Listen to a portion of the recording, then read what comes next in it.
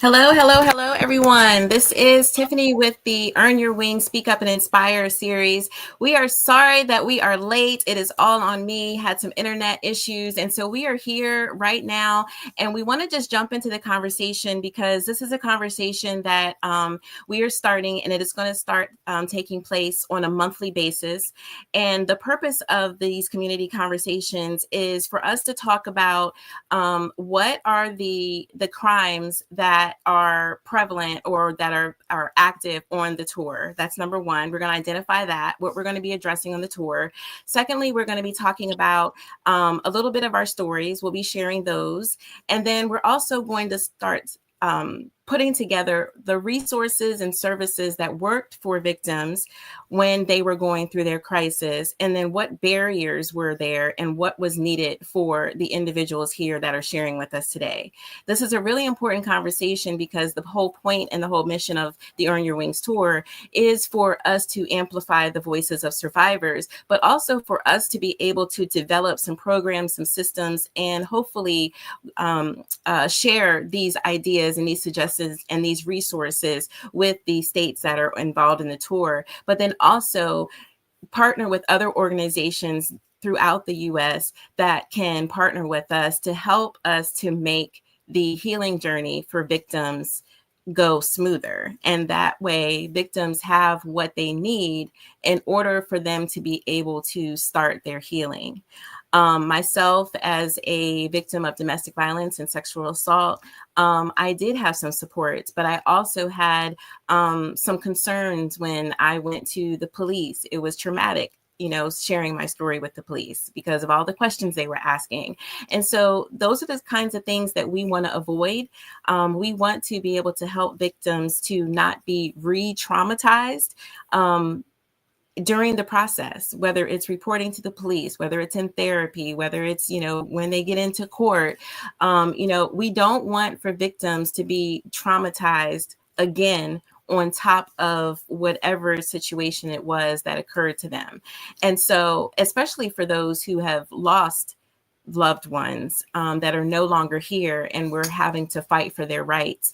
And there's just so many barriers out there, and there's so many things that are out there in the community on a local, county, state, and national level that needs to change. And hopefully the organizations that are represented here today, we're going to be starting those conversations. We're going to be taking notes, and we are going to be submitting these things to our individual states to say to them from a survivor perspective, these are the things that have worked. These are the things that were not available to me. And these were some of the concerns or the issues or the barriers that were there for me on my journey. And so this is what I'm saying to you as elected officials, as government agencies, from a survivor view, what works? What works? You can't, if anyone is familiar with clinical peer support, it has been proven that those that have experienced things are some of the best to be able to help people through their journey. And so that is our whole motivation, our whole dedication is as survivors to be able to share our journey so that we can help other people. So that being said, sharing the mission of the Earn Your Wings tour, we are going to hear and get to know everybody that is on the panel this evening. They have taken time out to be able to share their stories, to share their vision, and to share their perspective on how to help victims on their healing journey so that they do not have to be re-traumatized and they don't have to go through additional stress and additional trauma and crisis. So that being said, we are going to get started. I'm just going to go in order of who I can see on the screen. So please, when I call you, please introduce yourself, give us that elevator speech, tell us who you are, tell us about your organization, and then tag someone else for them to introduce themselves. So I'm going to go ahead and start with the North Carolina lead, Miss Emerald. Miss Emerald, please introduce yourself and your affiliation on the tour. Hi, everybody. Everyone can hear me, correct? Yes. Hi. I'm Aaliyah. My stage name is The Emerald. I am a North Carolina creative. My passion is acting. Right now, I do work in the finance industry, the insurance industry. So that is what I do part-time.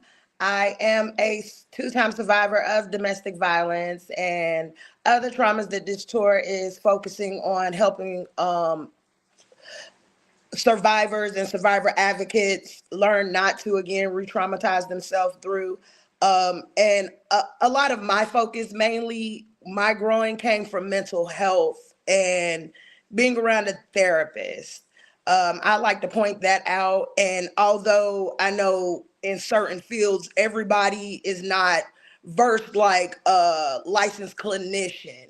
However, I do think that some of the training is basic when it comes to the human psychology. And I don't always think that when a survivor is actually in the midst of a traumatic situation that there's enough training for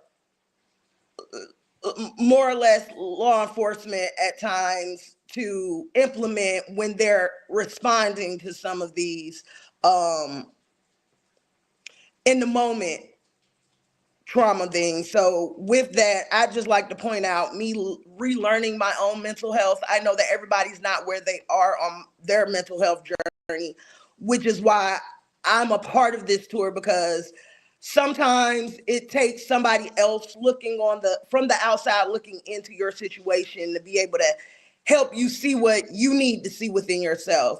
But it is a process, and not a lot of people are versed. So my affiliation with this tour is to help other people who needed the resources that I kind of had to navigate myself through the find, not only getting with like-minded individuals like Tiffany, but doing my own soul search. And I'm hoping that maybe the next person doesn't have it as hard as I did, because some of the realities of going through traumatic situations, and when you do finally start to tell people and talk about it, some of the stigma that you get as a survivor or survivor advocate, even from the people who are supposed to help you and the people who are able to help you, is not the best feeling. So I just want to make sure I'm here to advocate for the other mothers, other survivors out there who can help.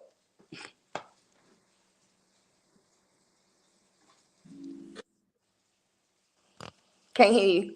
Yeah. Sorry. Thank you so much. I appreciate you sharing and sharing your purpose. Miss Emerald, I met her at an event for domestic violence survivors, and was just in awe of her and her passion and her talent. And so I wanted to connect with her afterwards, and she's just been a blessing to the tour. So thank you so much, Miss Emerald. Thank you. I'm going to tag, is today the birthday girl, Miss Stitt? I'm going to tag Miss Stitt to go next. I'm going to give you the honors, and happy birthday again. Thank you.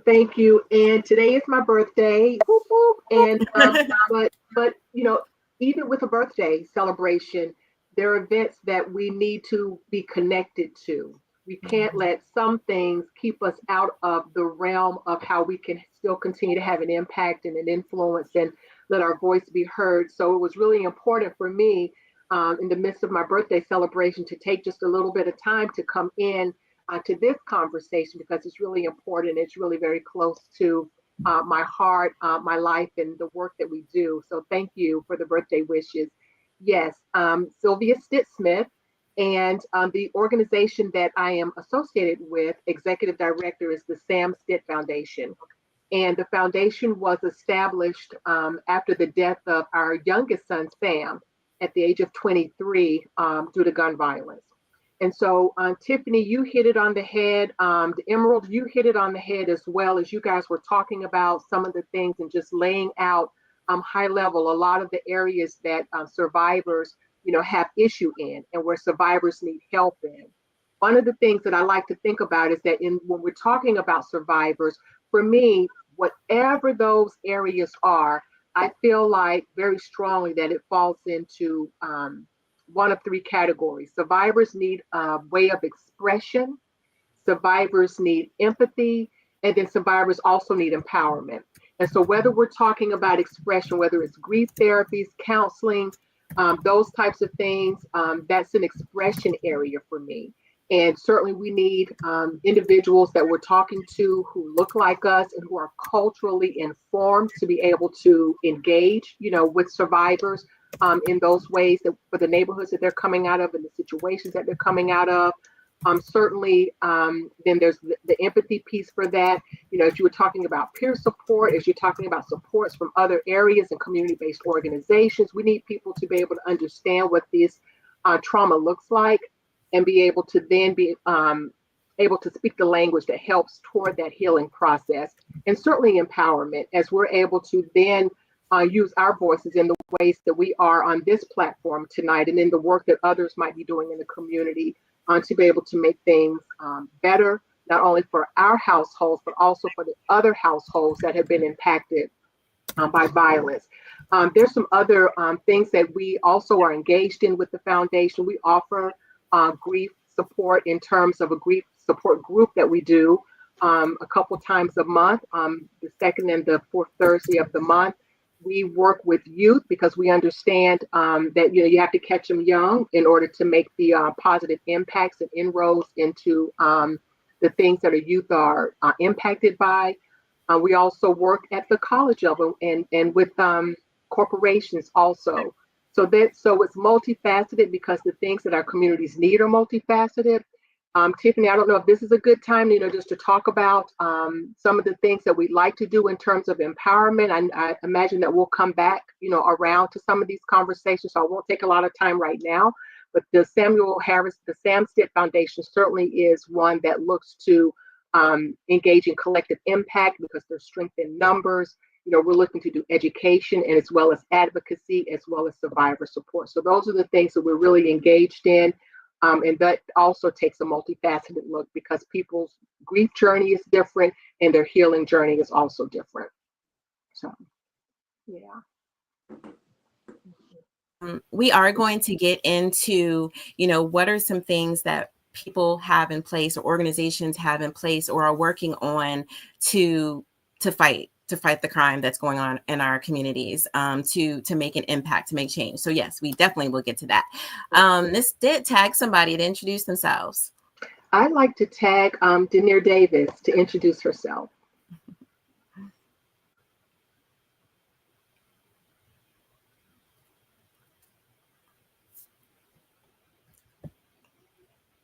Let me see if I can unmute her because it looks like she's trying to unmute. Okay, well, we're waiting for her to come back. Miss Andrea, can you introduce yourself, please?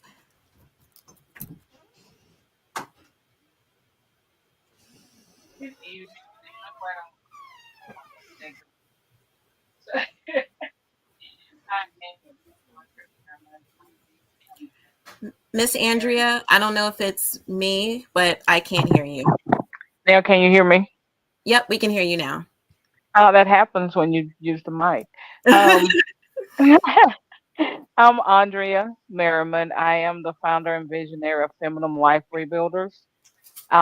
We work with victims, those that are at risk from their youth up. Our main signature program is the Jennifer Y. Merriman Help Program, which is a program that offers hope, empowerment, life skills, and prevention methods. And I say that it was named after my daughter Jennifer, who was 17 years old when she was murdered by a family member. And one of the things that she wanted to do was always to provide help for teens that were coming from dysfunctional families. And so by doing that, I was instructed by God actually when I was trying to work with teens, and He said, if you want to actually help the families, you need to help the mothers heal because they're the ones teaching the children. So that's basically what I do with our program. So we also have a youth program. I've also taken this program over into Uganda last year. So we are doing it in different areas.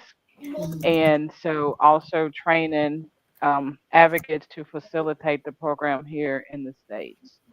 And thank you for allowing me to be here. Yes, ma'am. Yes, ma'am. Ms. Andrea has been very, very, very helpful to me on my healing journey, just helping me look in the mirror and take some accountability for myself and my decisions and, so forth. And then just getting back to loving myself. She helped me start back on that path of getting back to me. So I truly, truly appreciate her. And I'm so honored that you are here today. So we're going to go back to Miss Denier Davis. Can you please introduce yourself? Hi everybody, I'm Denier. Sorry about that. I'm not sure what happened to my microphone, but I am an artist. I am out of North Carolina, Charlotte, North Carolina, and I'm with Near Perfection. It is a for-profit organization that I started from art. I used to play basketball. I'm an athlete turned artist. Fell into depression, and from basketball, I found out that I can do art. And so with my artistry, I started healing myself mentally. I was dealing with a lot of mental health things that I learned as through my healing journey, have learned that it came from like poverty, things we deal with in our neighborhoods. And after tackling that, I have been able to, my goal started becoming how can I get into with the youth that look like me, who might not know that art is something that you can make a lot of money off of and that it's not talked about enough. And so I use my art to wiggle my way in with the youth and talk about healing, different avenues that we can do outside of sports and music, because that's all that I saw growing up. And so from there, I'm able to talk about things I've survived, and the kids tend to latch on to that, and they see that, and then they see someone who looks like them, and it helps to get them off the streets and into bigger programs. And with the work I do, I tap into people who need self-healing too as well. So that's what I do. I'm an advocate for healing yourself first so you can heal the world and your community. Yes. Thank you so much for sharing that. I know with you, Denier, when I met you, you told me about your father. Would you mind sharing what you witnessed there? Yes. So interestingly enough, I was working and my mom called me and she was like, "I think your father's been shot." And I was thinking about my dad, because my dad's such a big loving guy that no one could hurt him. Like, he's a teddy bear. And come to find out, these two young men tried to rob my father. And as he was begging for his life, they were standing on top of him. And he was saying, "I have kids and a wife. Please don't, like, pretty much, please don't kill me." And they ended up running away. And so after getting a phone call, we, from there, I realized that, like, anybody is a target to the youth. Like, anybody, if they're searching for money, if they're hungry, if they need a place to stay, they'll do anything when it doesn't matter what it is. And so by the grace of God, my father woke up after 3 days, and so he's still here with us today, even though the bullet is lodged in it pierced his lung. And interestingly, my daddy only has one lung. One of them collapsed, and so the other one grew bigger, so it pierced his lung, and it's lodged in his spine. But he's still here. He lost feeling in his fingers, but I still have my father, and I'm very blessed and grateful for that. And yeah, so that's my mission, to tackle the youth with putting these guns down. Yes. Thank you so much. Thank you so much. Thank you for sharing your story. I know that that's hard, and I'm so glad that your dad is still here to be a testimony, and that you're advocating on behalf of stopping gun violence. Thank you so much. Thank you. Would you like to choose someone? I'm going to choose JT. Okay. I was just sitting here thinking to myself, my God, I mean, look at how God moves, and the testimonies that come out just listening to everybody that spoke so far, and my spirit is moved in a special way. I am James JT Thompson, the co-founder of Big Woo Radio. Today, I'm also representing Men on a Mission, which is another nonprofit organization that I'm a part of here in South Carolina, where the motivation is to try to inspire our youth to be better, do better. With everything that's going on, from gun violence to mental health to peer pressure, the whole 9 yards, trauma is alive and well. And being able to speak on it from an up close experience in my family, it's like, if you filled up with it, then you should be able to pour into somebody else and maybe help them navigate through. My sole mission is to not just execute the mission that Tiffany laid out, um, but to continue the momentum and being a part of this team to impact every stop that we have on this tour, and the importance of knowing that every individual that you will hear from and that is bold and brave to, use the power of what God has filled them with to give their testimony. And the one thing I realized, everybody that spoke so far, I know it took something deep in order to, reveal. And I too, in South Carolina, on tour, I'm going to reveal some things that I haven't revealed because I know there's going to be somebody in this panel and somebody in that audience that it will need to hear that. Is going through something. And God has already placed that on my spirit. So the mission for me is to allow God to fill up my vessel. And every time that we speak, every time we do a panel, every time we do a tour stop, and I'm a part of it, the movement of how God moves me is going to manifest in everybody that's in their audience. And I pray that over every stop on tour, that it manifests itself and it helps spread love and healing, which is what we're focusing in on, especially on May 15th in Rock Hill, South Carolina, when we kick off the South Carolina leg. I promise you, the way that you come in that night to the fellowship hall, you will not leave the same, because we are made to go through things, and some of us go through things that we didn't ask for, but we went through it for a reason, and God brought us through the storm so that we could be able to help people and reach back in. And so we are the olive branch of the tree, and we're gonna help love and love on each other. And it's something different, it's something special, and I admire everybody on this panel and everybody that's on these teams and in these states, because what we're doing is going to hit different because God gave us something different. Each of us got a testimony, and on this tour is going to shine out and be bright and be what it's supposed to be. And we're going to help the healing process, and we're going to pour the love that God poured into us, and we're going to pour it out in every state. And somebody's going to tap somebody, tell somebody, and it's going to be poured out all over the world. Amen. Earn Your Wings tour. You do not want to miss this. North Carolina, you up, and I already feel it. I already feel it. And I thank God for all of y'all that's working hard in North Carolina. My brothers are going to be live. Trisso, MTV, that's part of my fam. They're going to be live in some of the North Carolina events, but I'm telling you what, God is ever present, and He's present. He's going to stand up and show out. And I guarantee you, when we get through with this, tour ain't just going to be 8 states. It ain't even going to be 50 states. It's going to be worldwide. Yes. God already done spoken. Thank you, JT. You up right after us.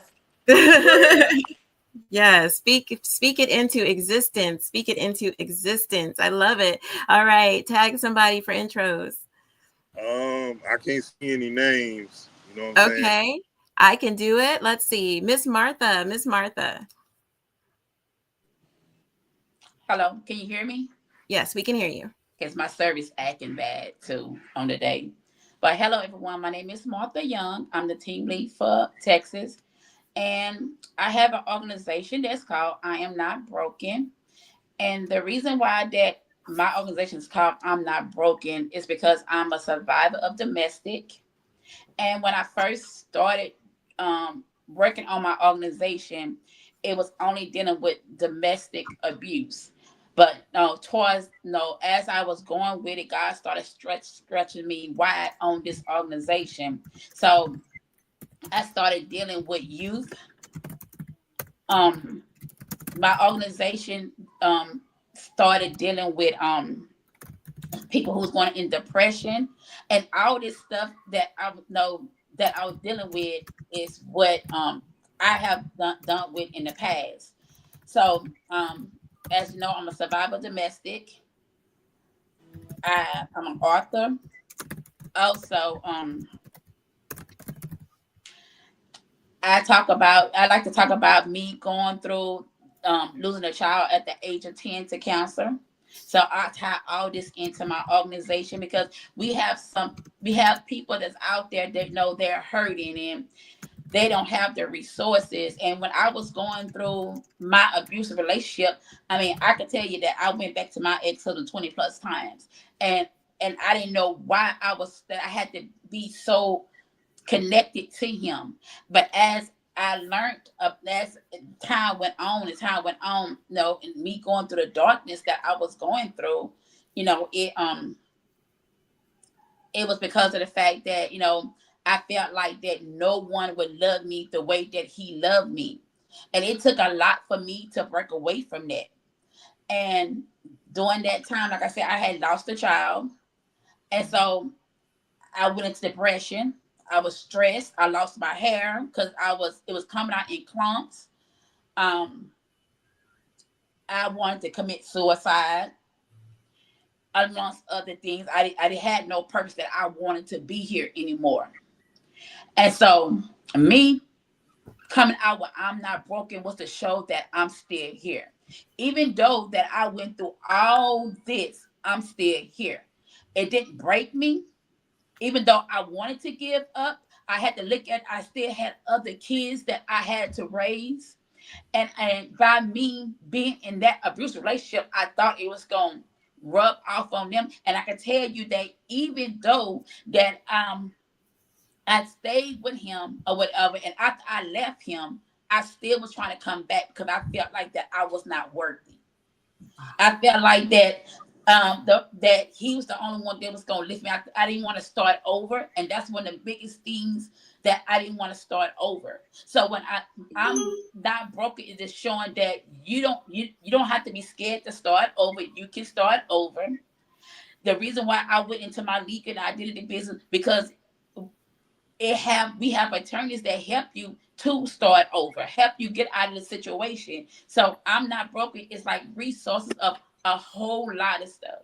So what I'm expected on this tour is that I can reach other people that's going, not just women, but men, not just women, men, but a teenager, kids too, because they go through depression, they go through the struggles as well. So God, I'm grateful that God stretched this organization out that I'm able to help not only just the adults, I can help out the kids too. So I'm grateful to be on this tour, and I know that God's gonna do some wonderful things for this. Yes, he already is, because he's brought all of us together with a shared mission and purpose. So thank you so much. Thank you so much. Miss Alyssa, can you please introduce yourself, beautiful lady? Hello. My name is Elissa Boudreau. I am with Lotus Worldwide Consulting, LLC. We are a comprehensive, consulting service. So we do a plethora of things, but my main focus is domestic violence, self-love. I am a 24-year victim, 10-year survivor, 7-year overcomer of domestic violence. So I've been self-love journey for 7 years now. I started at the age of 14. It really probably never ended, but I ended, the last hit was in, I was about 38 years old, pregnant. My ex-husband had a mental breakdown in my 3rd month of pregnancy. I have 2 daughters, 30 and 16. My 16-year-old is a product of me leaving and finding out I'm pregnant at the same time. But I look back, I can say that I went through a lot. I've been homeless many times, but I kept on going. I went back to school, got my education. After military, I am a 2-time war veteran, serving in Desert Storm and in Iraqi Freedom. Wow. So I have been left for dead. I've lost 3 babies to domestic violence. I have lost houses. I've lost cars. I've put out of prominent neighborhoods because police kept coming to. I I was almost put out of the military behind my ex-husband's negligence and things that I allowed because I was a victim and I was fearful of him. I allowed a lot of things to happen on base and other places, trying to shield him from getting in trouble for the things he was doing to me. Retired from the military due to some issues that I was dealing with him, and my commander, who is probably my lifesaver, she knew who I was, and she knew that my career could be tarnished, and she gave me the opportunity to go to the medical board, which I had all of my paperwork, and so they medically retired me from the military. I've been medically retired 7. Um, and so I can say that my company, Lotus Worldwide, was built out of all of the things that I've gone through in my lifetime. I had Exposed Domestic Violence Organization first. It was a nonprofit organization, and then I got it, like, hit the ground running after I left, but I was broken.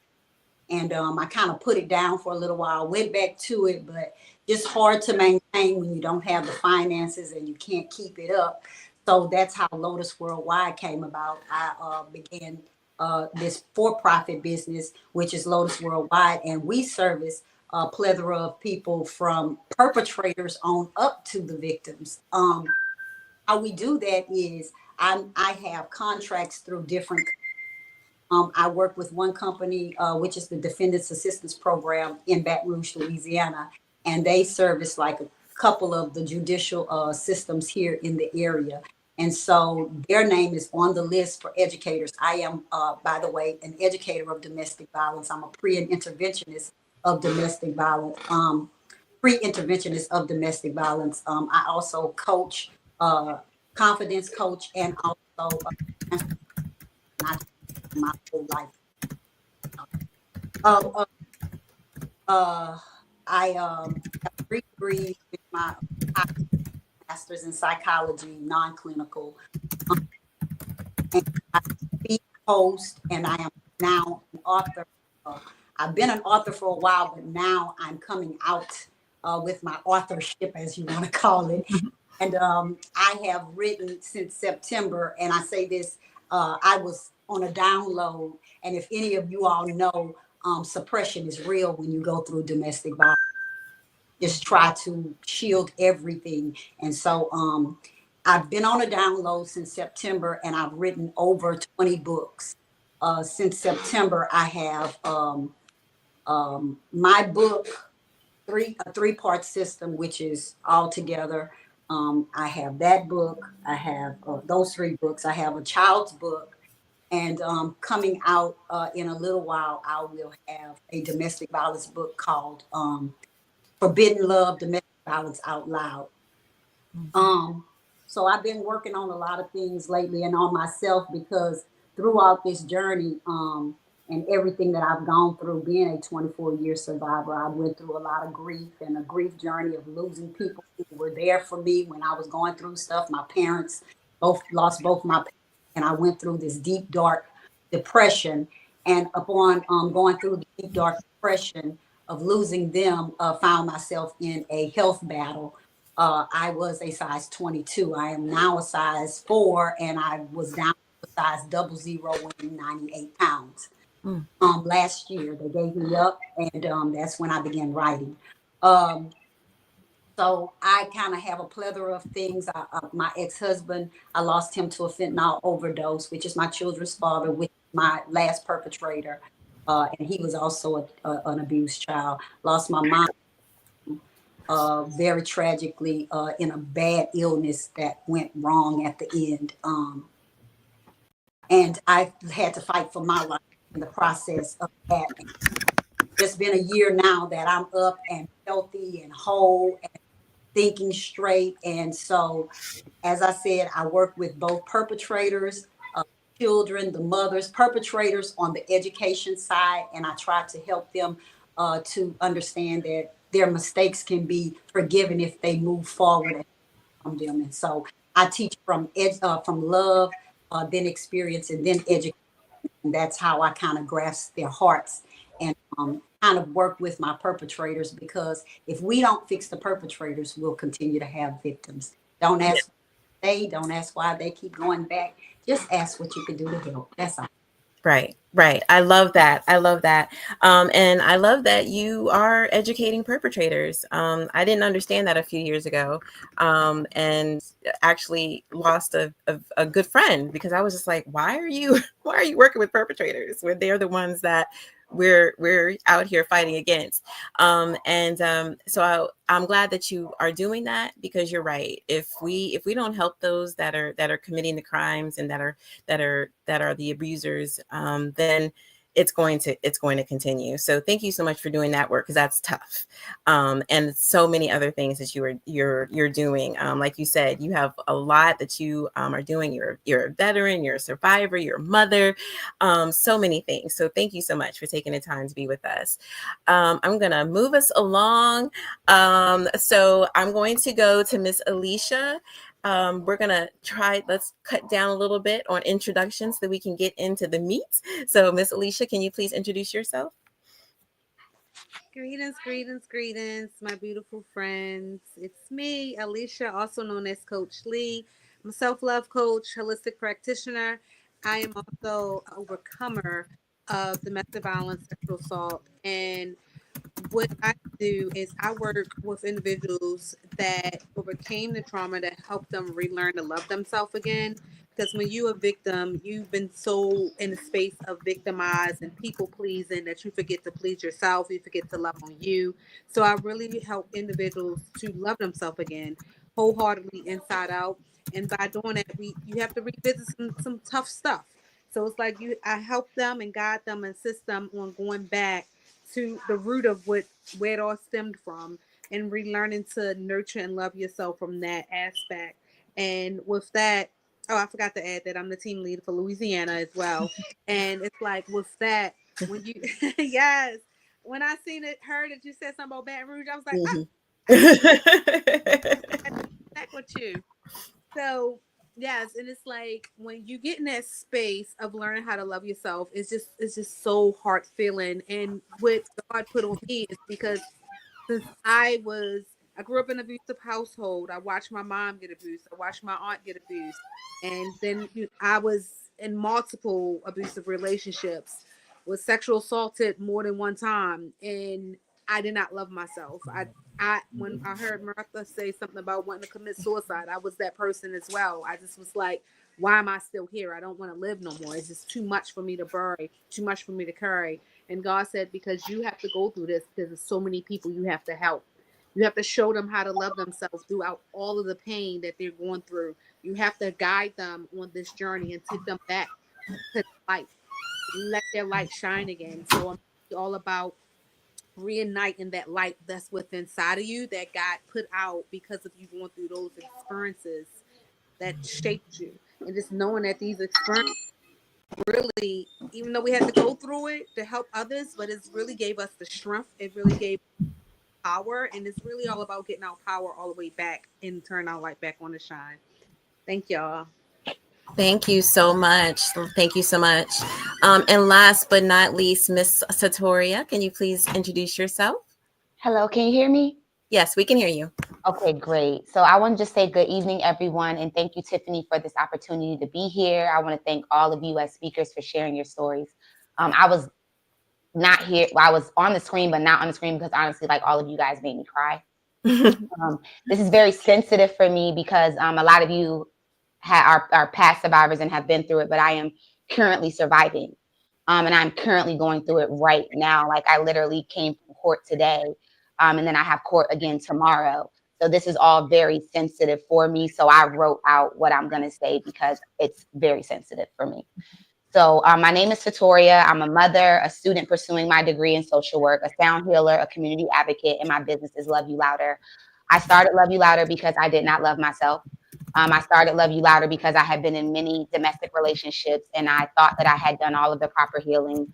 However, this last relationship showed me that I was not done healing at all and that God needed me to grow through what I was going through to be able to further my mission with Love You Louder, because that came from God also. So I've learned that survival doesn't stop when the violence does. It continues in the courtrooms, in custody hearings, and emergency rooms, on waiting lists for therapy, and navigating systems that often re-traumatize us more than they support us. Right now, I am representing myself pro se in multiple legal cases. I've had to sue for my own belongings after being locked out of my marital home. I am preparing for a custody case currently involving my young children. I've had to document and defend myself against false accusations while my children have been emotionally impacted by the system that is meant to protect us. And I'm not alone in this. You've all shared your stories. Across the country, survivors, especially Black women, single mothers, neurodivergent adults, which I am neurodivergent, and people from marginalized communities are navigating the aftermath of abuse in systems that often fail to see the full picture of what survival looks like. So for me, I feel like we need to talk about how abusers can weaponize the court system to continue control. I feel like we need to talk about how protective orders, custody agreements, and even co-parenting platforms can be used to monitor, silence, and even intimidate survivors long after the abuse ends. And I'm almost done. We need trauma-informed approaches in every sector: law enforcement, legal aid, healthcare, education. And we need wraparound support, not just a hotline or a shelter, but stable housing, child therapy, and legal representation, healing spaces, and opportunities for survivors to thrive, not just survive, as I am currently doing. And I've literally been doing this for a whole year right now. And finally, I want to say that we can't keep creating programs for survivors without including us in the process. We need survivors at the table, not just as guests, but as decision makers, consultants, and paid professionals.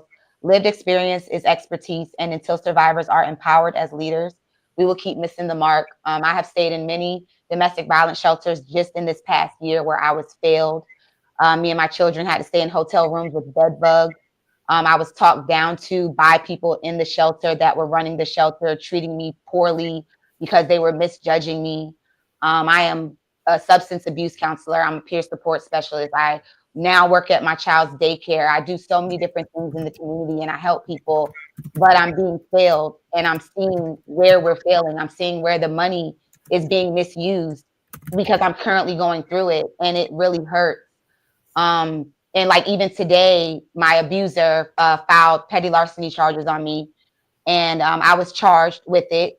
Even though we're not divorced yet, even though like it was so much more evidence, but because the judge was only hearing that part of it, we had to stick to the legality. So the system was able to be used to abuse me. And then directly after court today, my abuser went to my place of employment.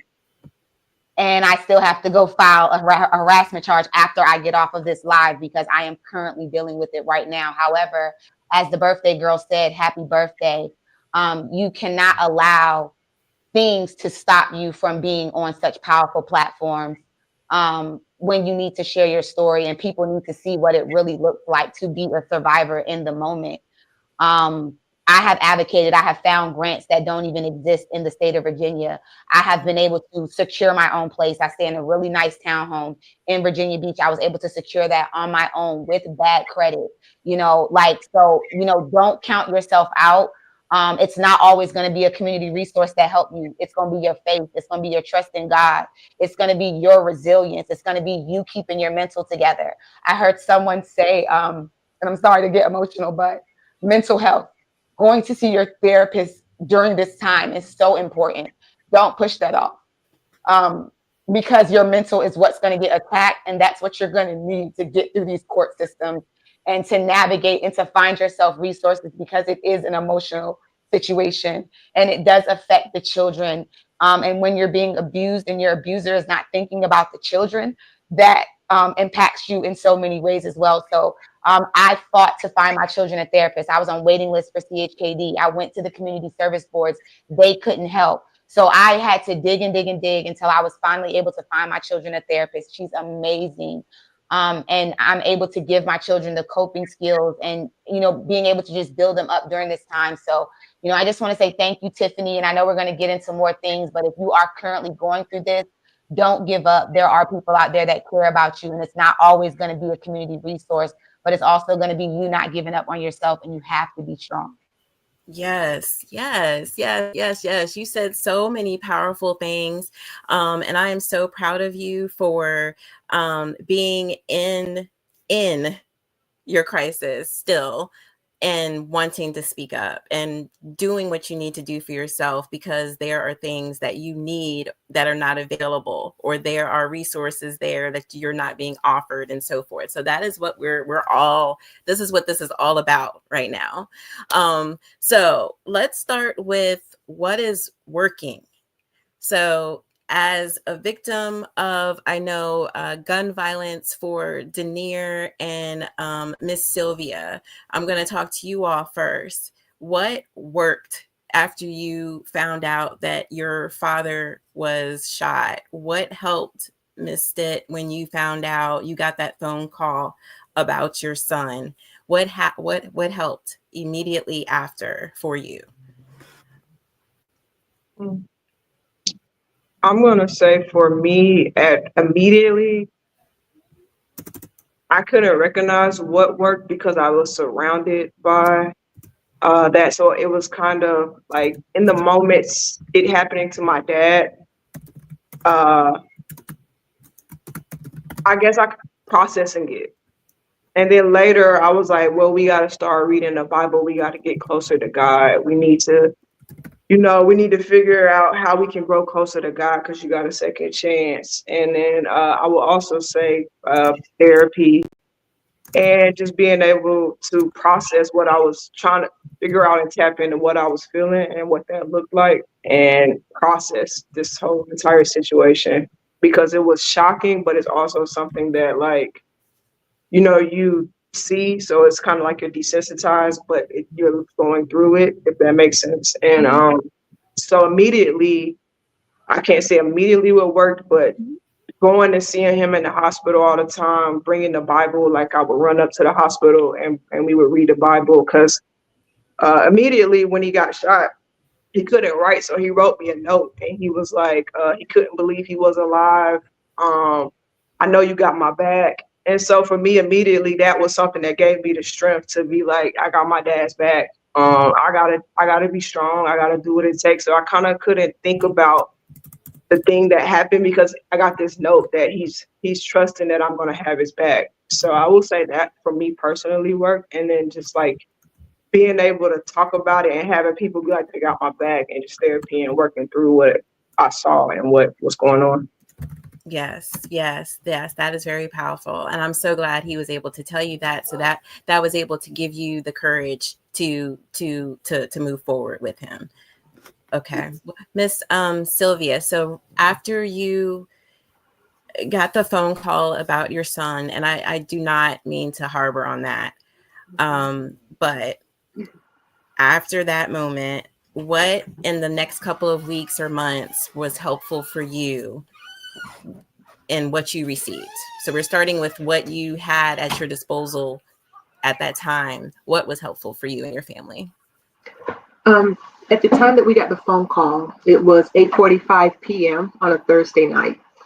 And my first thought was, Sam was the youngest of 4 siblings. So my first thought was family, and the strength that I was going to need to be able to let folks know what had happened without really letting them know in that moment what had happened. So we were making phone calls to siblings that, your brother's gotten hurt. This is where he got hurt, and we're on our way to go see about him. Even though the message that I had received at the time, I already knew of my youngest son's demise. So the biggest thing, just from a personal internal aspect, was strength, thinking about the rest of the family that needed to be notified and needed to get there. And certainly my faith in God has been my biggest foundation of what helped. Having a really good support system was extremely helpful and useful to me in my journey in those initial weeks right after that happened. One of the other things, ironically, that made a really big difference in my situation is that prior to Sam's murder, our family, myself and Sam's father, had been involved in community violence intervention and prevention initiatives before that.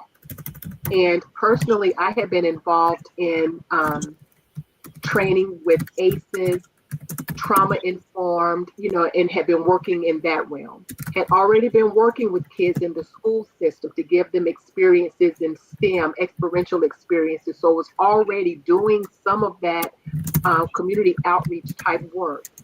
And so when this happened with Sam, I knew that being able to forgive that individual, it was a 14-year-old that pulled the trigger in my son's case.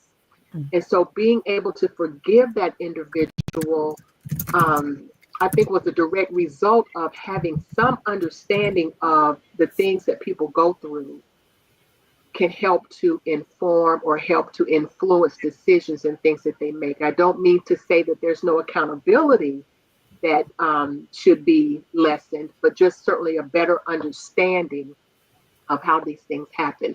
And so from a personal standpoint, it was faith, it was my strength, it was my need to be able to protect my family and get them through this process. These things happen, and a lot of times we go numb because we have to get through what we got to get through in order to get the details and things settled. From a community standpoint, there were a couple of organizations and some people, again, we had already been out working in the community, so we did have some inroads to people who were able to reach out to us very early on in that process and just help us navigate through some of the things that we need to navigate through. Faith in God, inner strength, prior experience with community outreach, and understanding of ACEs and being trauma informed were some of the things that really helped in the beginning of this. And when I say some of the community information that we had was just around how to navigate that crime victims assistance piece of it. Things like that, how to talk about, we had a press conference that next morning after we lost our son. So being able to present, and talk about him in that particular platform, to introduce people to him and not just have him be a statistic was very important, and also having some help from elected officials in the community also to help get that story out and to help people understand what was going on. So just in those first few weeks, those were the main things. It was faith in God, it was inner strength, and then it was help also from our support system, and then also from those in community who had been through this process and could help us navigate some of those initial things we would need to be confronted with. Yes, thank you for sharing all of those. Thank you. So from a domestic violence standpoint, so James, I want to come back to JT. I want to come back to you. Have you personally been a victim of crime or witnessed crime, or are you more on the advocacy side? Because I want to make sure we address all of the crime that is on the panel. I stand on both sides. At the age of 6, I had to be the security out the house before she was to be stabbed. And there were multiple domestic disputes that happened in my household that I didn't ask to see and didn't want to be a part of, but I was thrust to be that person in that moment. So in that moment, I had to grow up and become what I needed to be the shield to keep from harm and violence from happening. And the trauma from that is real. The trauma from that is what I speak. Because if you're around it, you become a part of that circle. You become interwoven into all of that.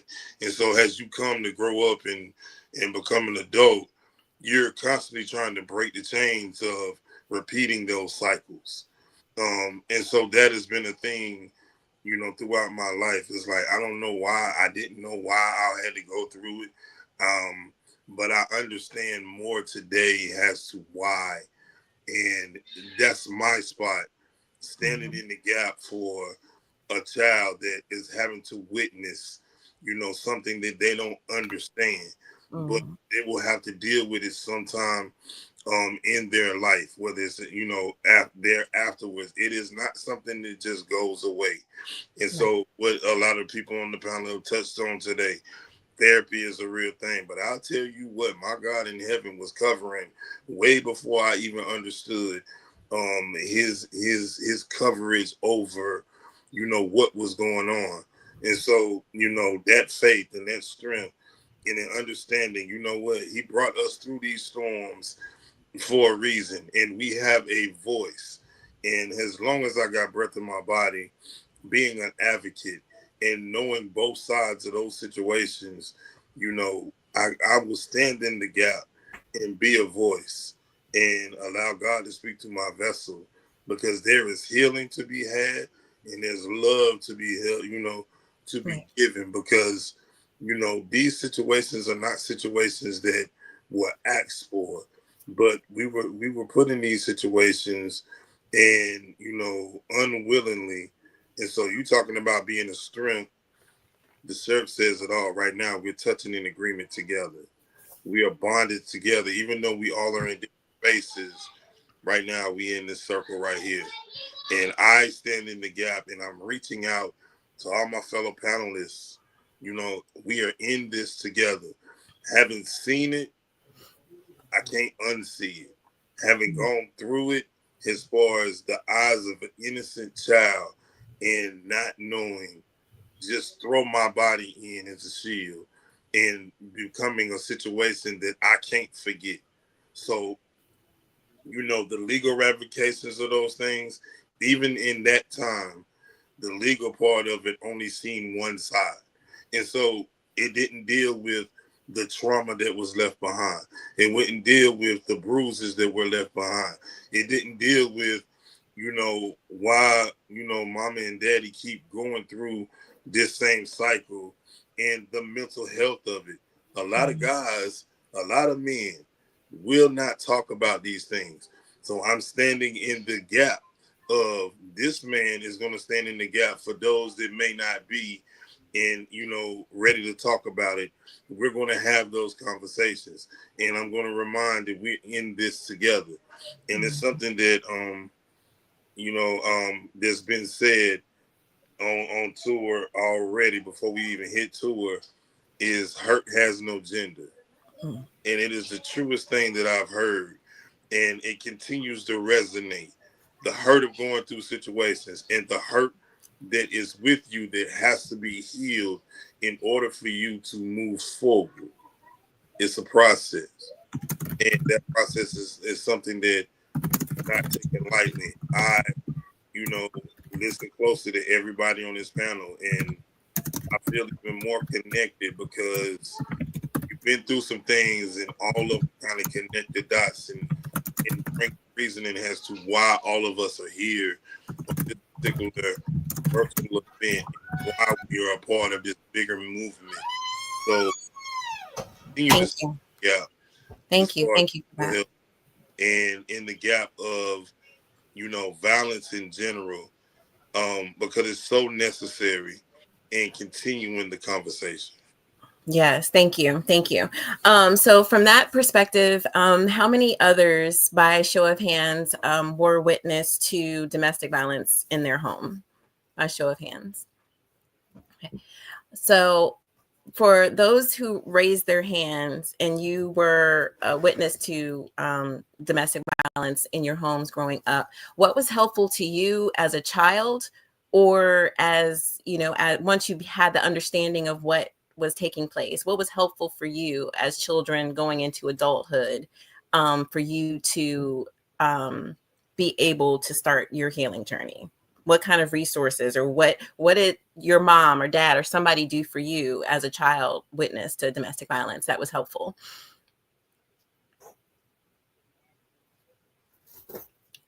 If anything.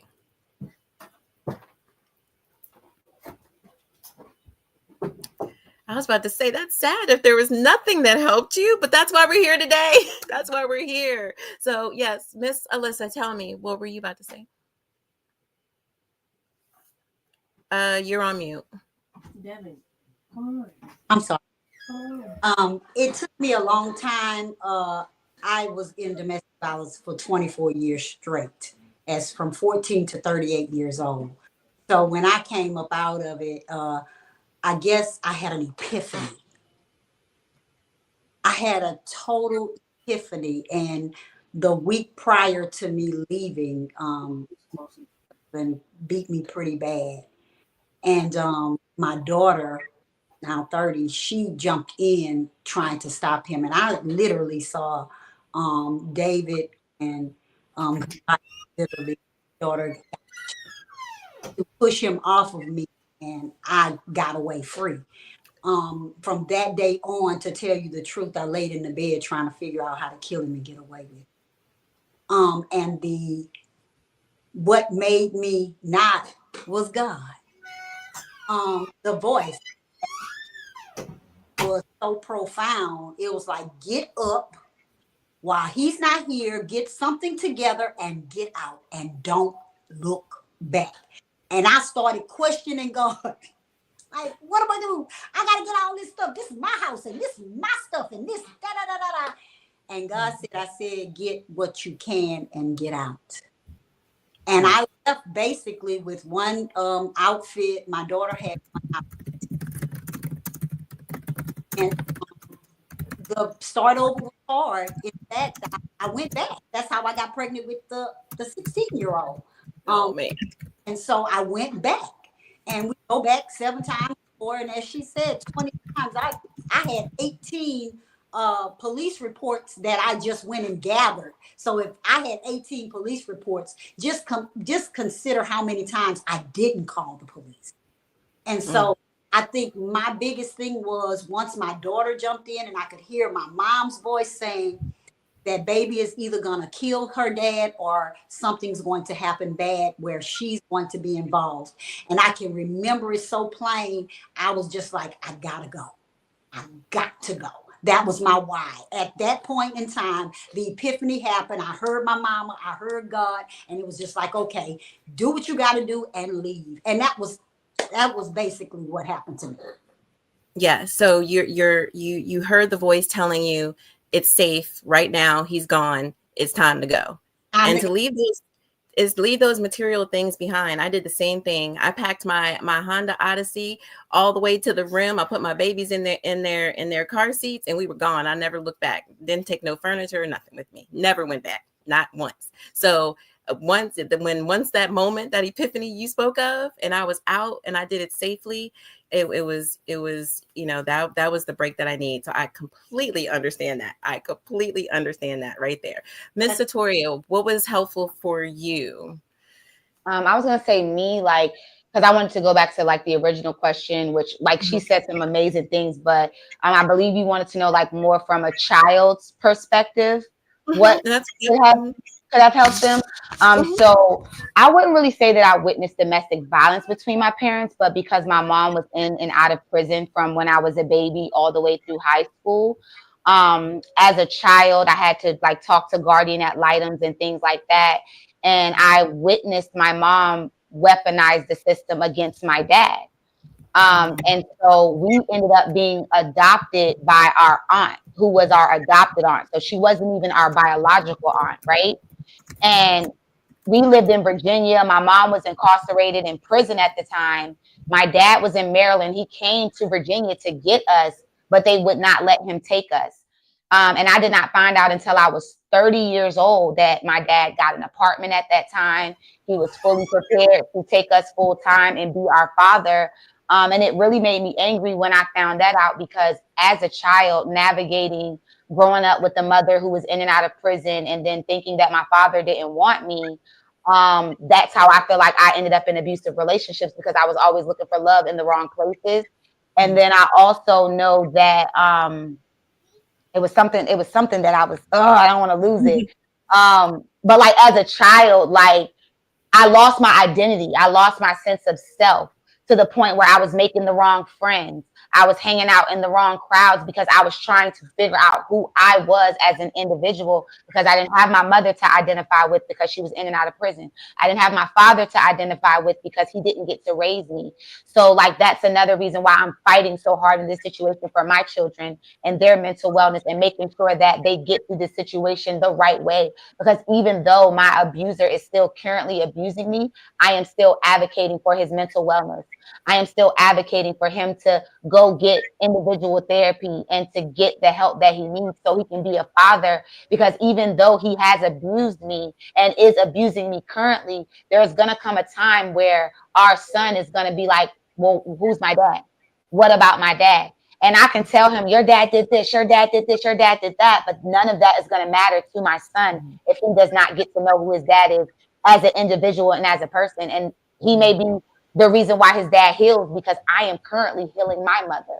So I am navigating abuse. I am navigating all of my childhood trauma on top of healing my mother and trying to heal someone that's abusing me. So for those who help the abusers like understand what they're doing, that is very important. And I wish that we had something like that in Virginia. And if I don't know that if we do, but if we do, I would like more information on it. But that is important. All of it is important. But as a child who suffered from going through it, kids definitely know what's going on. They definitely have a voice. They definitely recollect what's happening. My kids are unpacking things in therapy that have made the therapist have to walk out of the room. Things that I didn't even realize that they heard or that they seen or that was a fond memory for them, because we're not talking about these things on a regular basis because I'm currently in it. So when we get into therapy and they're unpacking their traumas through the form of fun games at that, and then a fun game can trigger a child and that child starts crying, it's like, whoa, we definitely have a lot of work to do. And I want to also say that the system has literally been failing us forever. It failed my mom. It is attempting to fail me and my children right now. So that's why this conversation is so important. Yes, thank you. Thank you so much. Miss Alicia. Yeah, so I do want to add that growing up in the abusive household, witnessing that, what I used to have to do is I used to run away. I used to go run and go to the church. And I used to go run and go to my neighbor's house. And going to my neighbor's house, I felt was a safe haven for me, because she was there with her kids, and it was just a whole different environment from my own home. So that's how I was able to feel like, well, I have a safe space, because I'm like, in my home was not safe. It didn't feel like it was peace there. It didn't feel like it was safe, because it's like you automatically knew when something was going to go down, and you're a child. And then it's like me feeling how that atmosphere just shift when my dad will come home, or how the atmosphere will shift when my uncle will come around. And it just was like, I can't be in this space. And I just sometimes I used to go hide in the basement for hours just to find myself disappearing. And I like when you said, if you don't really know what love is, you're going to look for love in all the wrong places, because that's what I started doing. Even though my dad was in the household, he was abusing my mom. So I connected abuse as a way of, oh, that's love, because my mom stayed for years and years. And when I got in my abusive relationship, I didn't leave right away. I'm like, what is going on? And I'm like, oh, you know what? Because I was defending myself and fighting back, I felt like, well, hey, we just both fighting here. That's still not healthy. It's just, that's how I grew up witnessing that happen. And as a child, that was my norm. That was normal to me. So even though it was unhealthy, that was healthy to me, because that's all I knew. Only but when I went to my neighbor's house and was in her environment with her and her kids, and it just, when you're a child and you witnessing stuff like that, a lot of times, like how you say, your children started unpacking stuff that you didn't even know they heard or knew. The kids hear everything, even behind those closed doors. The walls talking, and they're talking loud, very loud, because I will hear stuff and see stuff. And even though it's like they try to go in a whole nother room or be in another space, even when I was going through it with my kids and having them in another room, and what really shift my lens and the way I was seeing things is when I told my daughters, never let nobody talk to you any kind of way and put their hands on you. And when they said, well, mommy, why are you doing it? Right. It put me in a space like, mommy is in a space right now where she don't love herself, she don't know herself, and she don't know no better. and I have to work on my healing for me to change.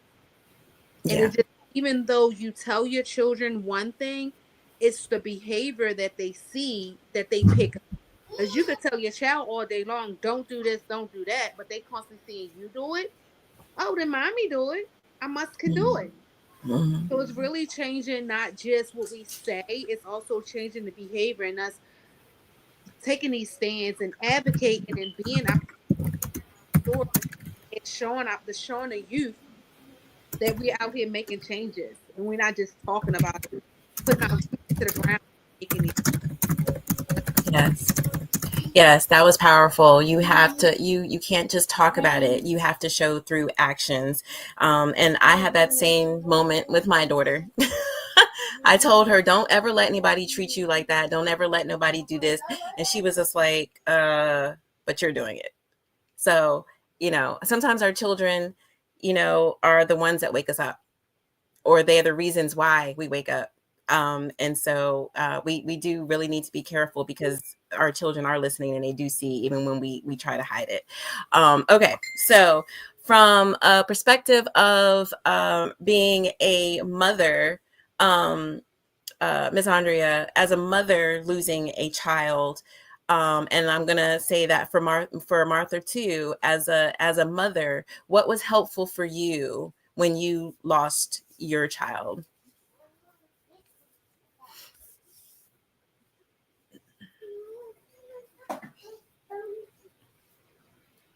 I'm sorry, I go first. Okay.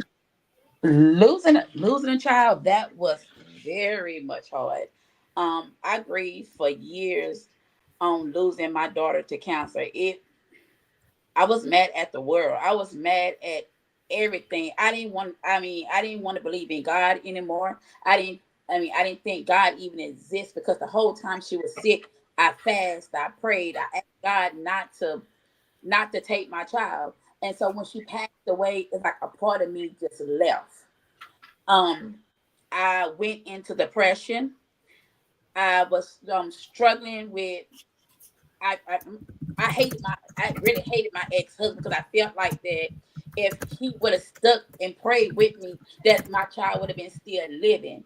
And so I kind of pushed all the blame on him as well. It took me years and years and years to realize that even though that God took her away, he loved her too, just as much as I loved her. And that she was a gift from him. And I just started, looking at the healing process. I ended up going back to church. I ended up meeting this apostle, and she did a whole session on grieving. And when she did this session on grieving, it made me start to look at things kind of a little different. And I wanted to remember her on how she was, not to the smile she had, how she treated others. And so it got so to the point that God started lifting the hurt. So I started celebrating her in a different way, because it was one time that I would, when her birthday was hit, I would tear up my whole room, or I would just go and lock up somewhere, because I didn't know, it was just hurtful. I could get through Christmas, I could get through every holiday, but it was always her birthday that always would take me out. So I had to literally, like, I didn't go through no therapy session. I just went back to God and asked God to help me. Mm-hmm. Help me on to get over the grievances that I was going through, and losing a child. And that was like one of my darkest time, was this losing her. But it was just a lot of praying, a lot of just God healing me from the inside, healing my heart. So that's another reason why I call my organization I'm Not Broken. Yes, thank you. Thank you so much. Faith, you're having a strong spiritual foundation. I hear that is one of the biggest resources that is in place for survivors, is being able to rely on their faith and their church.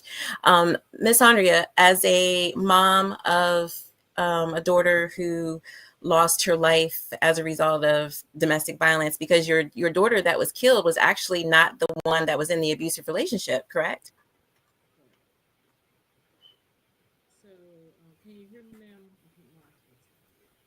Miss Andrea, if you're talking, we can't hear you.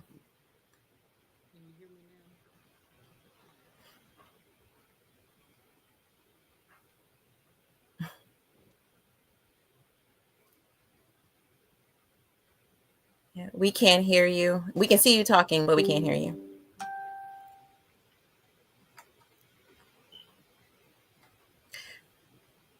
Okay, well, we're waiting for Miss Andrea to be able to reply to us. So now we've talked about some things that worked for you after the victimization. So what was? Oh, I'm sorry. There she goes, Can you Miss hear me Andrea. now? Yep, we can hear you. Yes. Okay. Sorry, Okay. that was me switching, taking us off in the middle. I apologize. No, you're Yes, fine. you are correct. It was not her. She was not in the domestic violence situation. It was another family member. And so that's one of the things that I speak to as a parent that affects everyone in the family. You never know who that will be the recipient of the abuse as it continues to go on. The thing that helped me was just having a support system, the local support system of the shelter and the agency that was here. They were there from the day of, actually, the two counties. Um, and that was there. We actually had really good law enforcement that came through. The detective, he was very understanding, and the way he spoke to us and talked about things that were going on, down to the heck, the EMTs that came through, everybody was just really supportive. The detective came back and talked to us. But the support system from the agencies in the area that helped that first night with hotel rooms and, for that first week or so, just being available, and my friends and family. So I would say that my biggest piece of support was just friends and understanding and allowing me to um,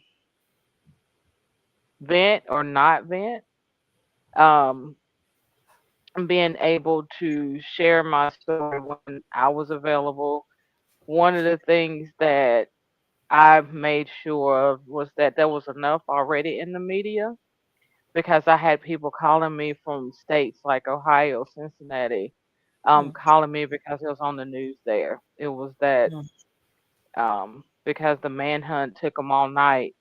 But even in the years past, I've met people that were in the train stations around, like they remember that night because they closed down all the train stations and bus stations, and um but in that, the just the support from the people, the community, was a big piece of it for me.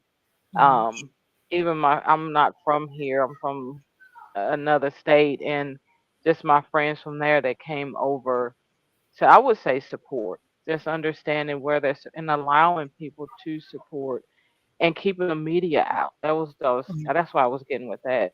mhm, I would not take any interviews with the media. I would mhm, not allow anyone to speak to the media. And it was literally, what, a year? It was like a year or two when I actually did my first event that mhm, I allowed myself to be interviewed by the media. So keeping the media out of it. And so that's why I'm a big advocate for not having discussions about what's going on when it's current, because mhm. nobody thinks about their family. Right. Everybody wants to talk about that person. But unless that family is putting it out there, I will not have conversations or in my clubhouse or in my groups about what's current going on about an abused victim, Mhm, because I remember standing in CMC Maine in that big old TV in the uh, room in the waiting room. And I remember when that news broadcast came on and my daughter's face was on mhm, that big old wall. And I keep that and I remind myself of that when I'm speaking to those that are new in their grief, of what that felt like. Um, so that's one of the things I carry with me to remind people there's somebody else. Yes, that was a bad thing that happened. Yes, it shouldn't have happened, but we really don't know the whole story, and we don't remember the people behind that are still grieving, that haven't even really started because Right. they're probably still in that denial space. And so that's just one of the things. But to me, I think just having support was a big thing. And then going back afterwards, um, I was actually at a conference, and I heard someone talking about making sure before, you keep telling your story and keep telling your story that it's from a place of healing. So I actually took a whole year off and hired a therapist, a transformational coach, um, and just did a whole lot of work on myself so that when I got on platforms like this, that I was speaking from a place of healing and not so much of my pain at that moment, that was deep rooted that I hadn't dealt with. Mm-hmm. So just support, education is one of the things that I've really dealt with. And so that was what helped me in the beginning. Great. Those are all some powerful things. And what I did hear that was very common is just having the support of your community, having the support of your family, protecting your family in that moment. That really stood out to me with Miss Sylvia is that, we lost one child, but I do have other children here. And I'm sure the same thing for you, Miss Andrea, and, several others that, I have one child that's gone, but I do have these other children that I still have to tend to. And I have to make sure that they're okay and that they're getting the therapy that they need. So that was a common thread that I just heard among everybody, and just being aware of what agencies are in your community and the networking piece of, having that advocacy before you were a victim yourself and being able to go back to your networks. We talk about that a lot in my book, Earn Your Wings, a 30-day journey from survivor to advocate. We talk about, building your circle of trust and having those people that you can count on, that you can trust to go through the storm with you. But then also, taking advantage of networking and knowing what resources are out there, because you want to know those things. We want those things not in a crisis. We want to know these things in advance. So that's the whole purpose of this conversation. What are those things that victims will need, and how can we make sure that they have it? So my next question, because we are very deep into this. So my next question is, what made your healing journey traumatic? Was there anything that happened to you that made your healing journey more stressful, more traumatic? I've heard stories about, police officers not being empathetic and not being compassionate. I've heard about, going to court and feeling like your character is being destroyed. So was there anything that stood out in any of your journeys that, really was negatively impacted you? And then we're going to talk about, what did you need? So did anything stand out on your journeys that impacted you that you don't want to happen to anybody else, because it was another form of trauma for you? Yes. Yes, Miss Alyssa. Mine was not having the support, and not having the support and not having people who are educated on domestic violence. So when you have people who have never really either delved into it, or either what goes on in the house stays in the house, nobody wants to touch that subject. It's a taboo subject. And so nobody wants to go get educated until it happens to them, or until it happens to a loved one. And then, okay, I've done this. So when I left, although the reason I kept going back was because my family was not supportive.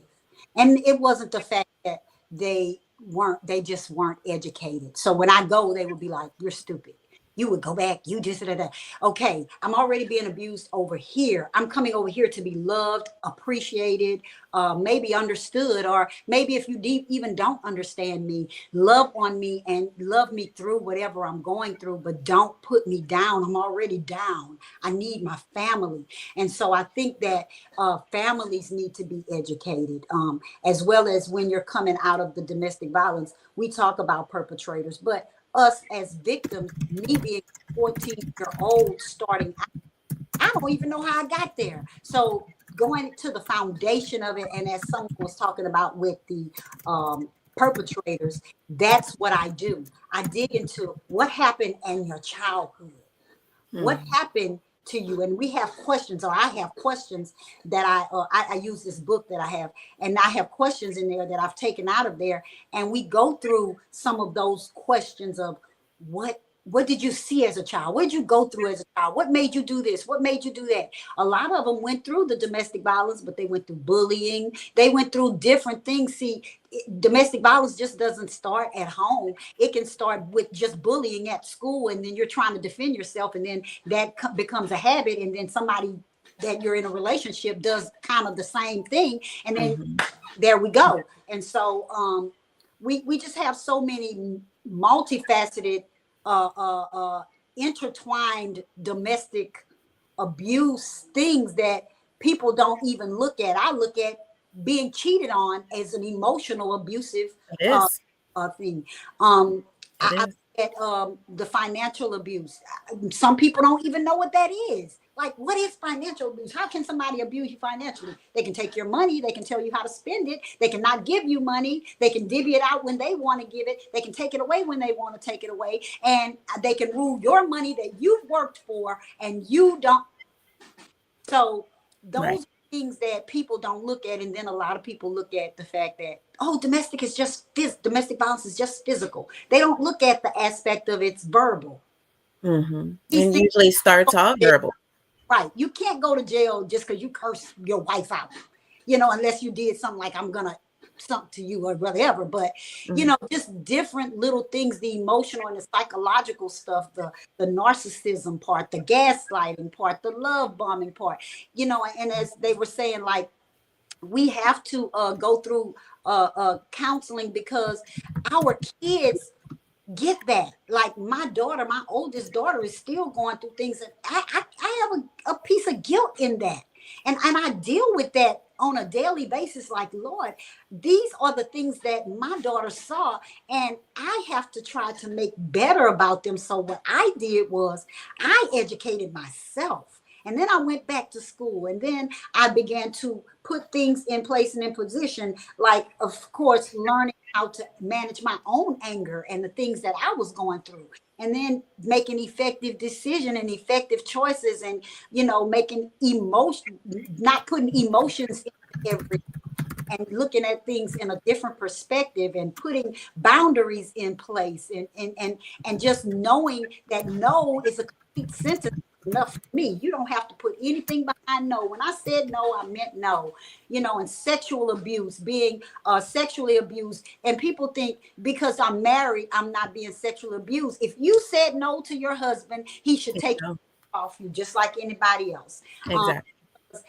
That's a form of rape, and I've been molested enough that I don't want my husband to be taking my whatever I have left of me, trying to give it to him freely with love, and he's taking it from me in aggression. That's not love. And so we just have to kind of talk to our kids about what love is. And I teach all the time. If you teach your children self-love from the beginning, they'll know what domestic violence is. They'll know what abuse is. And they'll be like, that ain't what my mama taught me. But when you see it in the household and it's not being addressed because, of course, fear factors and all kind of other things come into play, then these kids that with them, and either they become the abuser or they become abused. Right. Oh, those are some serious statements, but they're factual statements. They're very factual. What is something else that y'all can share? Okay, I see hands. Alicia. So what I want to share is that when I like how you said the word training. and not just in the families, but also in the workplace. Because I had got sexually assaulted at work. And by me getting sexually assaulted at work, at the time I was a program manager, and they just like, oh, you need to confront the person and tell him he's suspended from the program. And I'm like, you want me to go back and confront my abuser? And even though I did it, and with that, now I hear other people in the program talking about me, making fun of me, calling me all kinds of names. And I'm like, now I'm in a workplace and have to deal with abuse verbally. Just got sexually assaulted, and now I got to deal with verbal abuse. So, and with me going through all that, I wound up getting fired from my job because I felt like I was not mentally prepared to function to work. And by the workplace being uneducated on the effects that a victim goes through when it's like you trying to process everything. And even they told me, oh, well, you didn't seem like something was wrong because you still was carrying on like nothing happened. Because I still was at work. I still had to do my job, but I still was like, I went into, and then in the midst of it, I went to that little girl phase because it happened when I was a kid. So it's like I went all the way back to a child, and I'm at work and still putting on a fake face like nothing happened. So for them to even say, well, you still was functioning like you was fine, y'all were very uneducated. Right. And provide the trainings that these facilities need is so crucial, because not only am I going through this phase, and then they offered me a couple sessions of therapy, but I'm like, I needed more than the 4 you gave me. Well, the 3 you gave me. And it's really, you cannot put a time frame on when someone is healing and grieving when they've been victimized. So for them to put a time frame on it and say, well, if you don't come back to work within this amount of time, you fired. And I'm like, now I got to go through the process of, well, dang, now my income is being took from me. I already was violated. And now everything else is being taken from me. What am I to do? So it's really having that training, having that support, because it's like when you're going through that, it's like you really need to have a support system. And at that time, I didn't even know who to look into for support, because I'm like, I really didn't deal with it when I was young, when I was a child and got abused with sexual assault and domestic violence. So it's like I got all of this on my plate, on my head, on my heart. But when I went to therapy, that's when I realized I need to not just tackle this situation. I need to tackle something that happened when I was a child. So I had a therapist, and then I got a coach.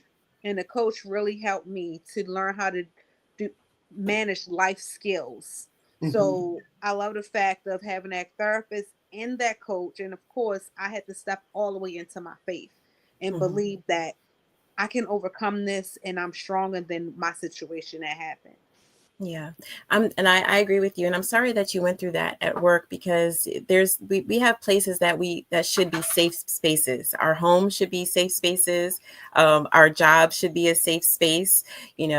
Church should be a safe space. So when those different spaces don't have the education to be able to support employees or church members or something like that, when they don't have the education to be able to support someone that might be a victim of a crime, like in your workplace, then it causes for a very abusive and traumatic work environment. And that's, like you said, it's from lack of education, but then also confidentiality. Like, how did all these people even find out? So why was my story even released for it to be even talked about? That in itself is another form of trauma, and that's a crime. You're that was my right. That's something I came to you to talk to you about, and it's been let out to the whole company. That had to be horrifying. So just educating, employers and churches and hospitals, educating the nurses to be more compassionate, be more sensitive, and to be able to work with victims, after what you've been through. Would anybody else like to share? We're going to get one more example of, was there anything that happened traumatic that you want to avoid for other victims? I think, Tiffany, the one thing that I'd like to share is, and this may sound interesting to some, the people that keep telling people that are going through trauma or grief, you're so strong, I don't know how you do it. You're just so strong. I don't know how you're standing. If I was you, I would have passed out. If I were you, I'd be in a crazy house. If I were you, those things are not uplifting. And we say it often, thinking that we're helping that person. But what you don't understand is, I know speaking for myself, I did not want to be standing. I did not want to keep going. I did not want to keep going to work. And by you continue to speak all the negative things that should be happening, made me think about that much even more. And I did not want to be the strong person. I was praying and surviving. You know, in the beginning, I'm praying, I'm surviving, and I'm living on the faith that I have. And that constant, you know, reminder of like it's supposed to make you feel good that you're being strong. And to me, it was just, I remember telling my girlfriend, I said, if one more person comes up to me and tell me how strong I am, I promise I'm gonna punch them in the throat. I said, "Oh, I've you said can't do that that so many because times. I'm sure all of us have been told, girl, you are so strong. I'm pretty sure all of us have heard that. All of us, including. yes. So yeah. But that was the one thing that just really caused a bad feeling for me, that just kept bringing things back. That to me, it ended up being traumatic because that was just the first thing people say, you're so strong. Instead of asking, how can I help you? Because once they say you're so strong, it's almost like they're giving You don't need themselves help. Right. permission not to hold space for you. Exactly. You're so strong. I don't have to hold space for you. I don't have to ask you, can I help you? I don't have to be in the space for you to call me and talk because you're so strong. Let me tell you my problems. And so that one, I think, is something that people need to really think about. You know, instead of saying it, maybe ask, how can I hold a space for you? Right. How can I listen to you?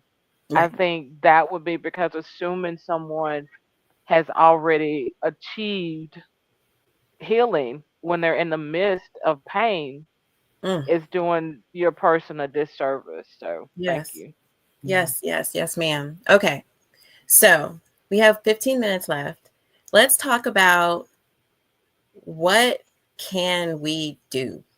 What can we do? What are you doing right now in your cause, whether it's gun violence, mental health, domestic violence, sexual assault, child abuse, child victim of domestic violence? What can we do? Or I want to back up. What is missing? What do you feel is missing? And then we'll talk about what we can do. So what do you feel is missing? Let's give one, and we're doing a lot. Let me say, I want us to all be able to comment. I don't want to stop you, but let's be mindful that we want everyone to be able to comment. How about that? Okay. So what, you got it. Miss Alyssa. You got it. Education is the key. Understanding domestic violence, understanding what it is, what it entails, how the red flags of domestic violence, just knowing that part of it, it helps. But also across the board, like they say, every entity should be on the same, have the same voice, same sound. Everybody should be on the same page. And that's the problem. They're not. The police will come out. If you call back, both of y'all, I'm taking both of y'all to jail, or you leave, and that kind of stuff. So we need to get them educated. So when they do come out to help the victim, they know how to help the victim, because like they said, the perpetrator gets slapped on the hand. And I know this personally. for working at the courts. Oh, okay. You punched her in her eye. Oh, take 2 classes of domestic violence and you'll be okay. No, these people need extensive therapy because they just hit somebody and punched them in the eye and thought it was okay. Like, effective decision making. Oh, you stole a car. I'm just going to send you through one effective decision making class. How can that change anything if you're not educating them thoroughly and getting to the meat of it? Like what I do is ask, what have you gone through in your childhood that has you here? That's how we fix those perpetrators, because they get to dig deep into their issues and the things that maybe have caused them to get to where they are. And then they start looking at things in a different perspective. So I think mostly, not just mostly, but education is one way that we can start educating across the board. So education around the different issues that we're talking about, but also educating those that are the perpetrators. The perpetrators, victims, everybody involved should get Right. a taste of some type of education. The person, victim, they don't even know how they got in it and how they got out of it. And the perpetrator don't know how they got in it. And most times, just how am I going to get out of this situation? Yes. Okay. Would somebody else like to offer what is Yes. needed? What is I would. Can you hear me?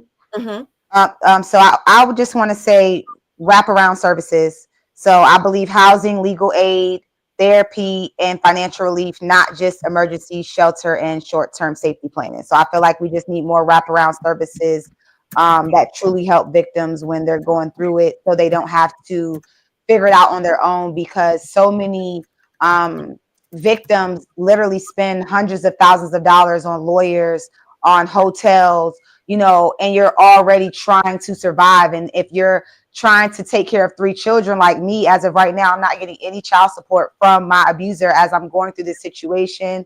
I'm winning civil cases where I'm owed money to me, but I'm not getting paid this money, but so those wraparound services, more financial services are needed. And to know where the finances are actually going, because I even looked into some of the shelters, like tax paperwork and stuff like that, and to see all of that money that they're getting and to get the experience that I have received. I don't know, or there's too many victims, which that's a problem as well, because we should be putting it into this instead of continuing it.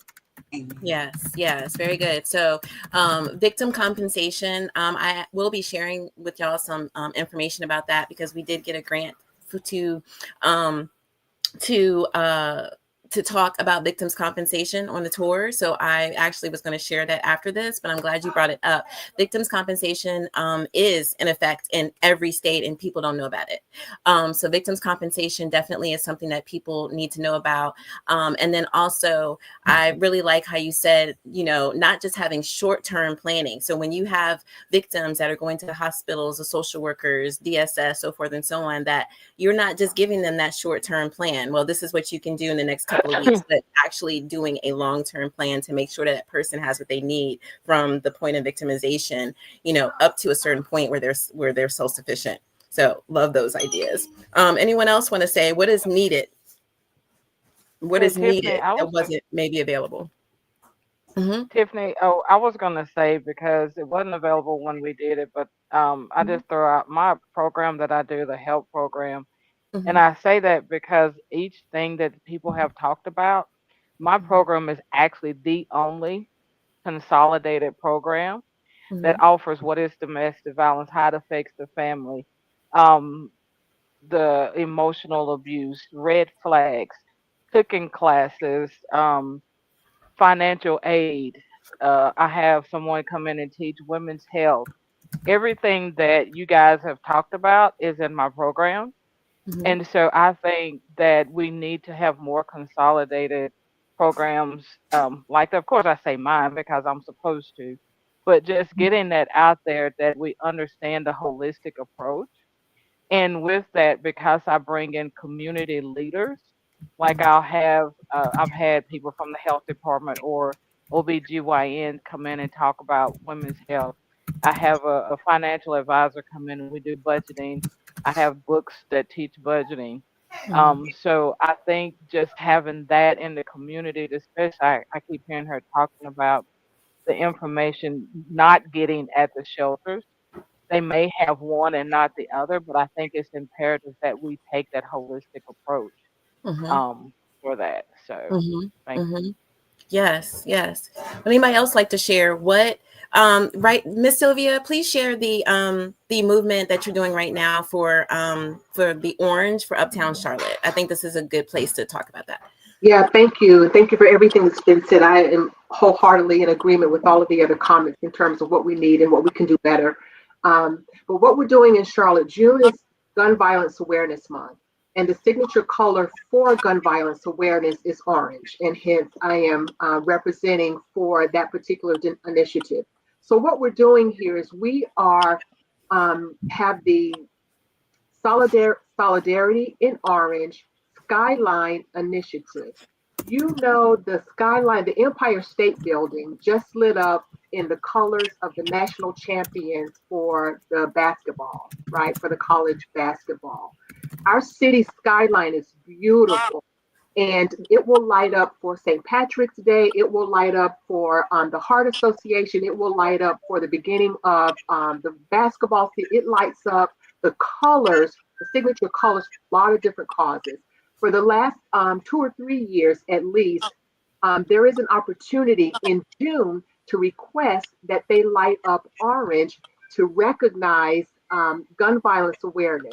But those city leaders, the people who are in charge, the influencers, the decision makers, are not doing it. Those requests have gone unhonored.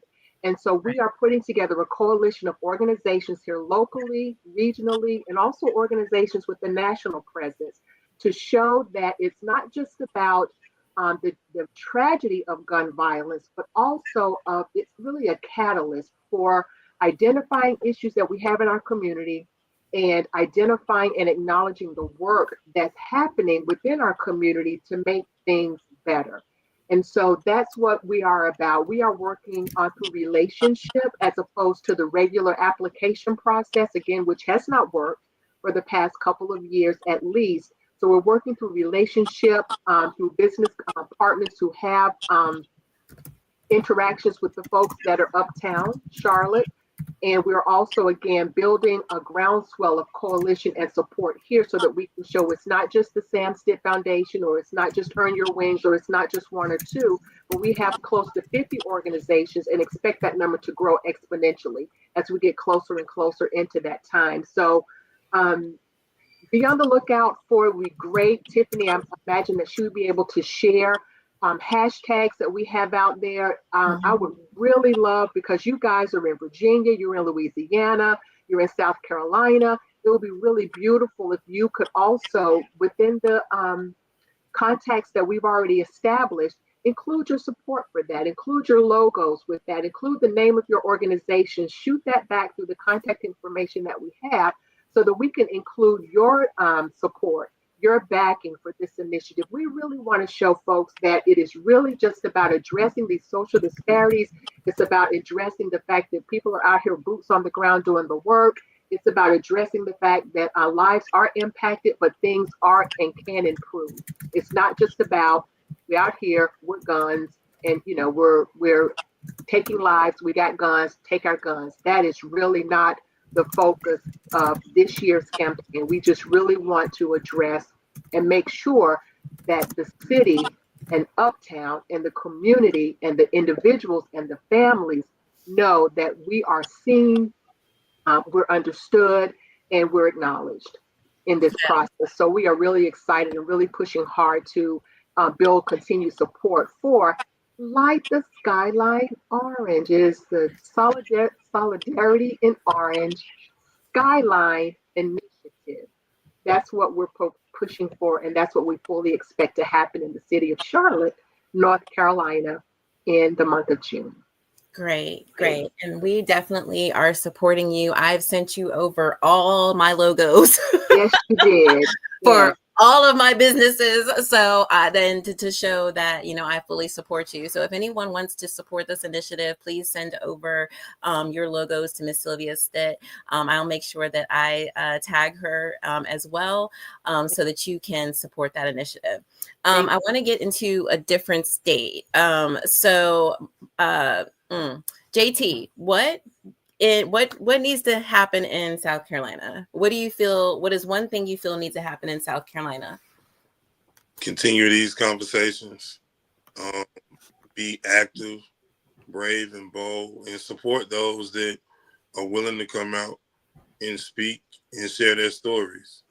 When we continue to do that, we can continue to progress and keep the momentum that we need to keep our arms around those that are affected and continue, so that there are not so many people that feel like it's so much against them and they have trauma and the hurt already from what is going on, what is happening.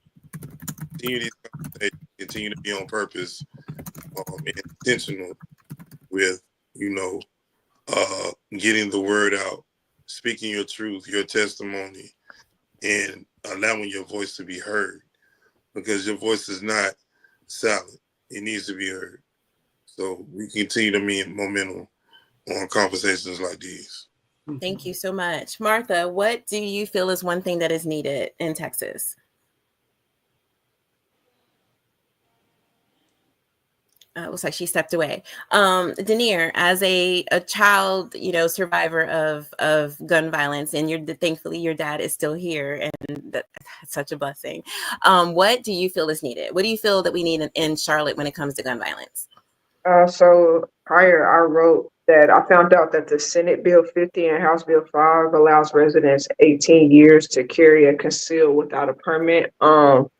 At 18, you're not even fully developed in my eyes. I don't think we developed till 25. And so I think that if we can, because we're allowed to go to Raleigh and propose bills, that we could propose to reverse this bill. And one, carry concealed, that means you have to go through a class to take a permit, let alone some of them are still in high school at 18. So that means that they're now allowed to get guns and go to high school. Doesn't make any sense to me. And then and tell me those bills again. So we have Senate Bill 50 and House Bill 5.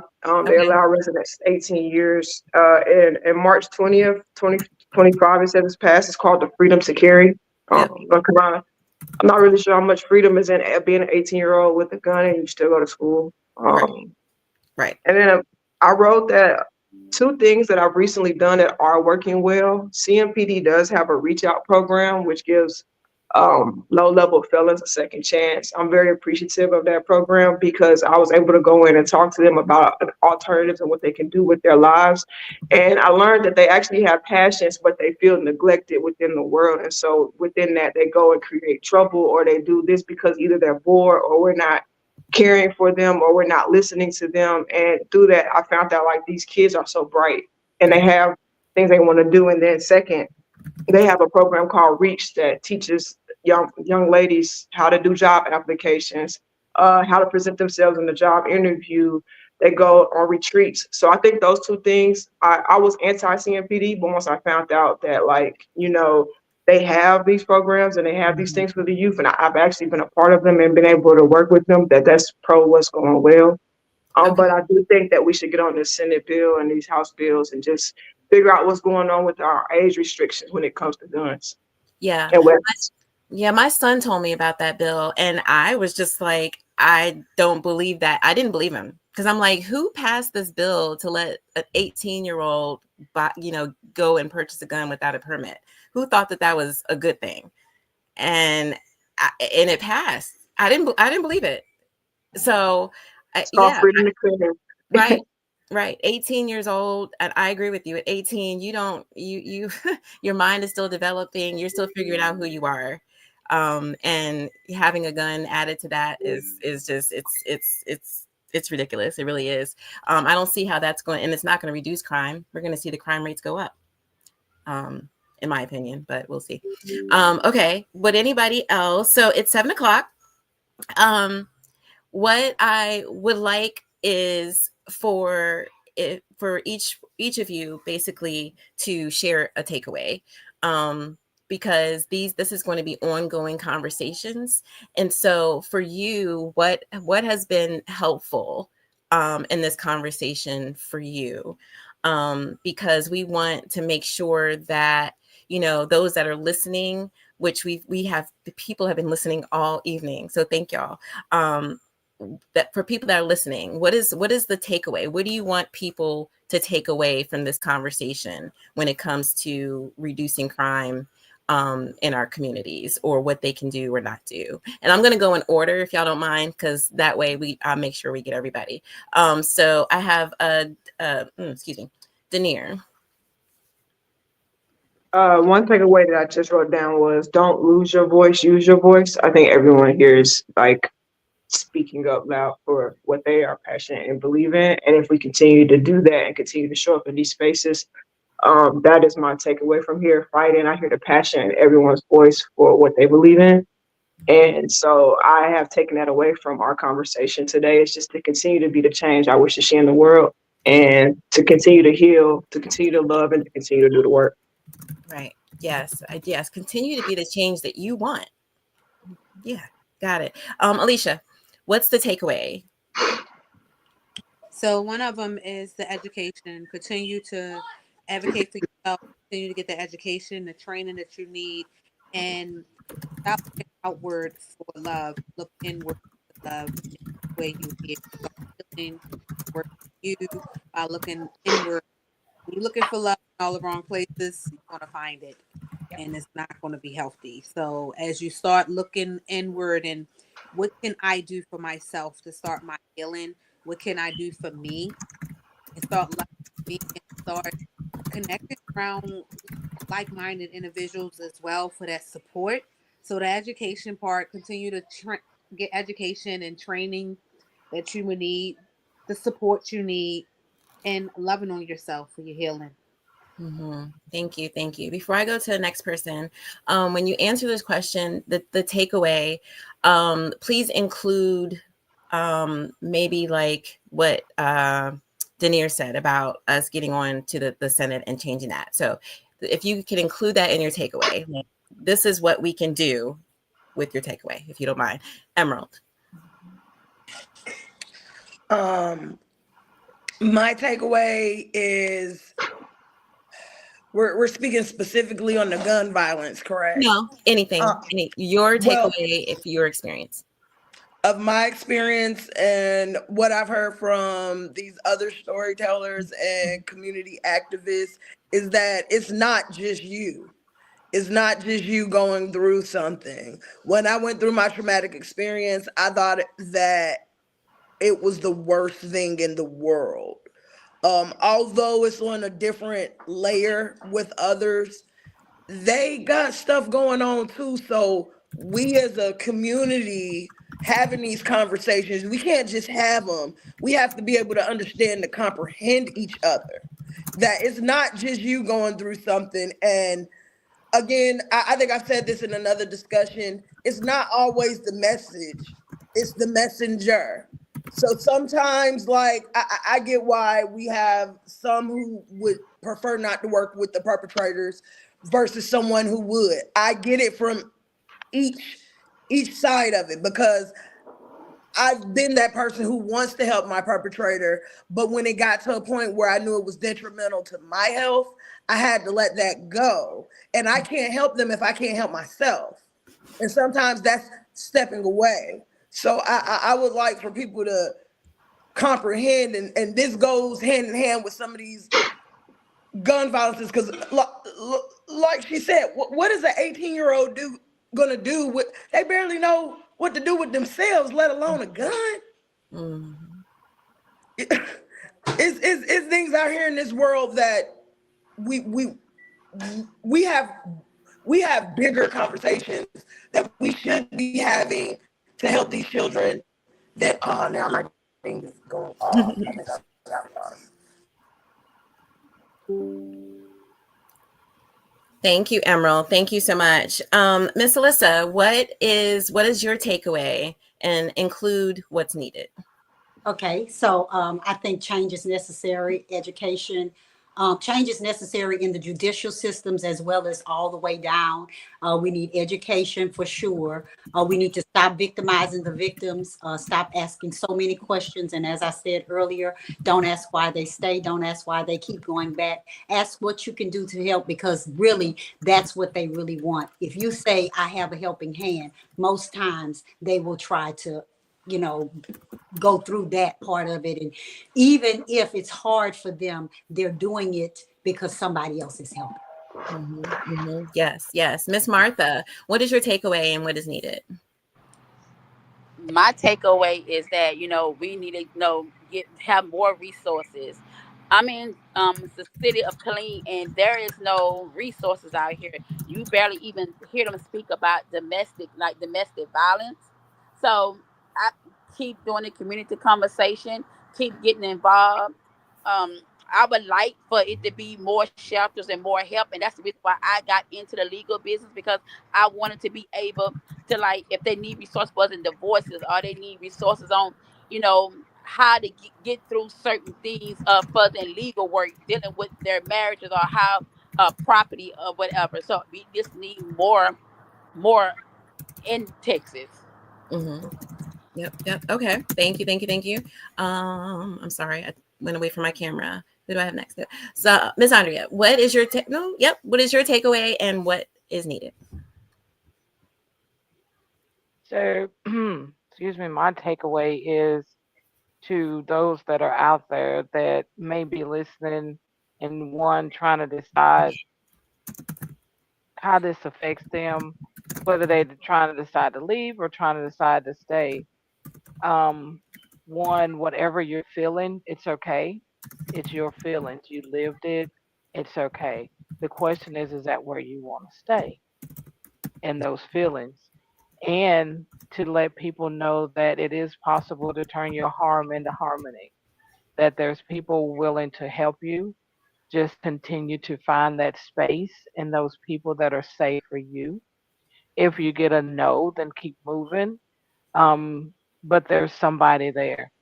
And so I think, as even for the rest of my takeaway, that I think that message needs to be continued to be given to more people instead of trying to tell them how they should feel. Allow them to understand that whatever it is that they're feeling, it's okay. If you're elated, if you're mad, if you're sad, if you're angry, it's your feelings. So now let's talk about what that looks like for you and how we can get you to where you want to be. Thank you. Yes. Do not invalidate another person's story. That's not for you to do. We were talking about that last night too. So yes, thank you for that. Miss Sylvia, what is your main takeaway and what do we need to do? My main takeaway is don't isolate, consolidate. And I say that because so many of the stories had a similar thread. There was a common thread that ran through the things that were happening that were traumatic, and also the things that were needed and the things that would help. So my takeaway is to look for opportunities to find others that you can partner with. You don't have to go through any of this alone as an individual or an organization, for people who are out there doing the work. So look for partners based on action, advocacy, and service. So that's my biggest takeaway. Yes. Action. Don't just talk about it. Be about it. Yes. JT, your takeaway and what is needed. And as always, I love for JT to take us to close us out. So JT, your takeaway and what is needed. I got something from everybody on the panel tonight. When Miss Emerald first spoke, it reminded me that it's important to be intentional and transparent when your love is kind, but the patience in love is very important. And for the person to understand that, I may not went through what you went through, but I'm here standing in the gap for you. And you're not alone. And sometimes showing the action that you're not alone is very important. What is needed, again, continued movement like what we have going on here in tour and in conversation, because there's somebody out there in the audience that needed to hear tonight. We have actively people that are actively going through these situations, and you know, it's not Lifetime, it's not BET. You don't have to go to an app. These are real life stories and real life people. And on this tour, especially in South Carolina, love, healing, and patience is going to be a focal point, especially in South Carolina, and continuing to find resolution in ways that we can help each other continue the process of trying to get into a better space in healing and understanding that we need to find ways to cope with what has happened and what is happening, because you don't necessarily get over it, but finding the ways to deal with it and the people that God placed in your life in order to get you to that point. The women on this panel tonight, y'all strong people, and I say that from a faith base. I'm speaking that strength and that faith, and not being redundant and just saying, "Oh, God got you," but God placed some people in your path that are going to keep you bonded and uplifted and unified, and we walk together in healing and in the space of pouring love into other, so that we can get to a space to where there are more smiles than hurt, and that the love that is supposed to exist all over this world, it starts here in this room. And what happened in this house tonight, we're going to manifest it all over the land. Amen. Thank you. Thank you so much. Thank you so much. So this is the first of many community conversation panels that we're going to be having on the tour. What happens after this is I'm going to go in my notes. I'm going to try to summarize as much as I can, put some action points and so forth. And then I'm going to send it out to our panelists tonight for them to sign off on it, because the hope is that we are going to come up with a running document of what's working, what's missing, what's needed, and that we're going to have this document to be able to present to our states to say, okay, these are survivors. Right now, we have 52 partners right now, and not even just that, but even people who are a part of the tour who are not, officially a partner, right? So 52 voices, and this is only April. So imagine by December how many voices will have shared their story on this platform. So we want to be able to take all of the survivor feedback, because we are the best teachers, and have something concrete that we can be able to present as a united front. So that is the hope, that is the mission, that is the plan. So thank you, everybody, for joining us tonight, for listening, for offering your support, for showing your support, for putting the comments in of what you think, your answers to the questions, all of those things. Thank you. We appreciate you for doing that. I appreciate all of the panelists. I'm sure that we will be seeing them again. And please follow us to the Earn Your Wings tour on all platforms. And please, please, please do what you can in your community. Speak up. Don't stay silent. Speak up. If you're not a victim yourself, then unfortunately, we probably know somebody that is.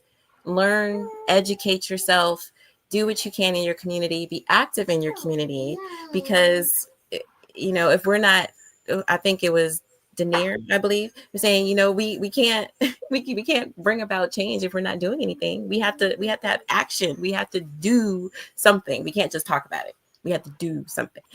So thank you, everyone, for being a part of this conversation. And I hope that this was as inspirational, uplifting for you all as it was for me. And I truly appreciate all of you for giving us your time and your expertise. So thank you so much. JT, tell everybody where they can find you. You're on mute.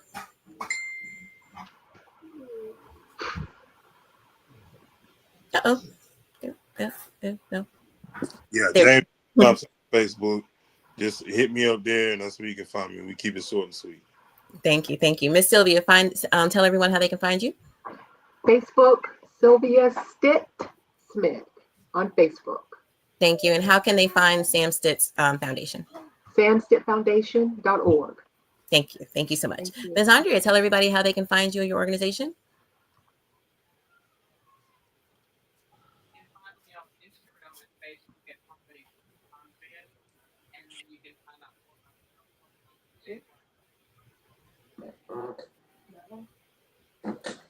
Thank you so much. Thank you so much. Miss Martha, share how we can find you and your organization. Yes, I'm on Facebook as Martha Young. Instagram is Francie Payne, and TikTok Martha Young. Thank you. Thank you so much. Denier, please tell everyone how they can find you. And You can find me on Instagram at Near Perfection. That's NEER Perfection. And Facebook, you can find me at Denier Davis. thank you so much. Miss Alicia, how can everybody find you in memorable moments? Best place to find me is Facebook. Sorry. Go ahead, Alyssa, go ahead. The best place to find me is Facebook at Elissa B, but I also have other platforms on Facebook, so they'll be able to find me there. They'll be able to find me on Instagram at Diva247. That's Diva with an attitude 247. And of course, Lotus Worldwide, Coach Elissa BEE is what I go by. So if you want to call me, if I say Elissa B, it's probably got the EE at the end. I'm on all major platforms, X, and all the other ones, LinkedIn. So you can find me everywhere. Everywhere. Yes. Got it. Thank you. Thank you. Miss Leisha, how can everybody find you? You can find me on Instagram at aligning with Lee with _ Coach Lee, as well as on YouTube. Aligning with Lee. Memorable Moments is on Instagram as well. Thank you so much. Miss Emerald, how can everybody find you? On Facebook, it's Emerald Elamine. That's EL-AM, like Mary, IN, like Nancy. On Instagram, it's Carolina Honeydew, all one word, all lowercase is what's preferred. But you can find me any way you like if you use capital letters. Y'all can tell she's an artist. She's about her stuff. Very Okay. good. Thank you, everyone. So please follow the Earn Your Wings tour on all platforms. Have a great night.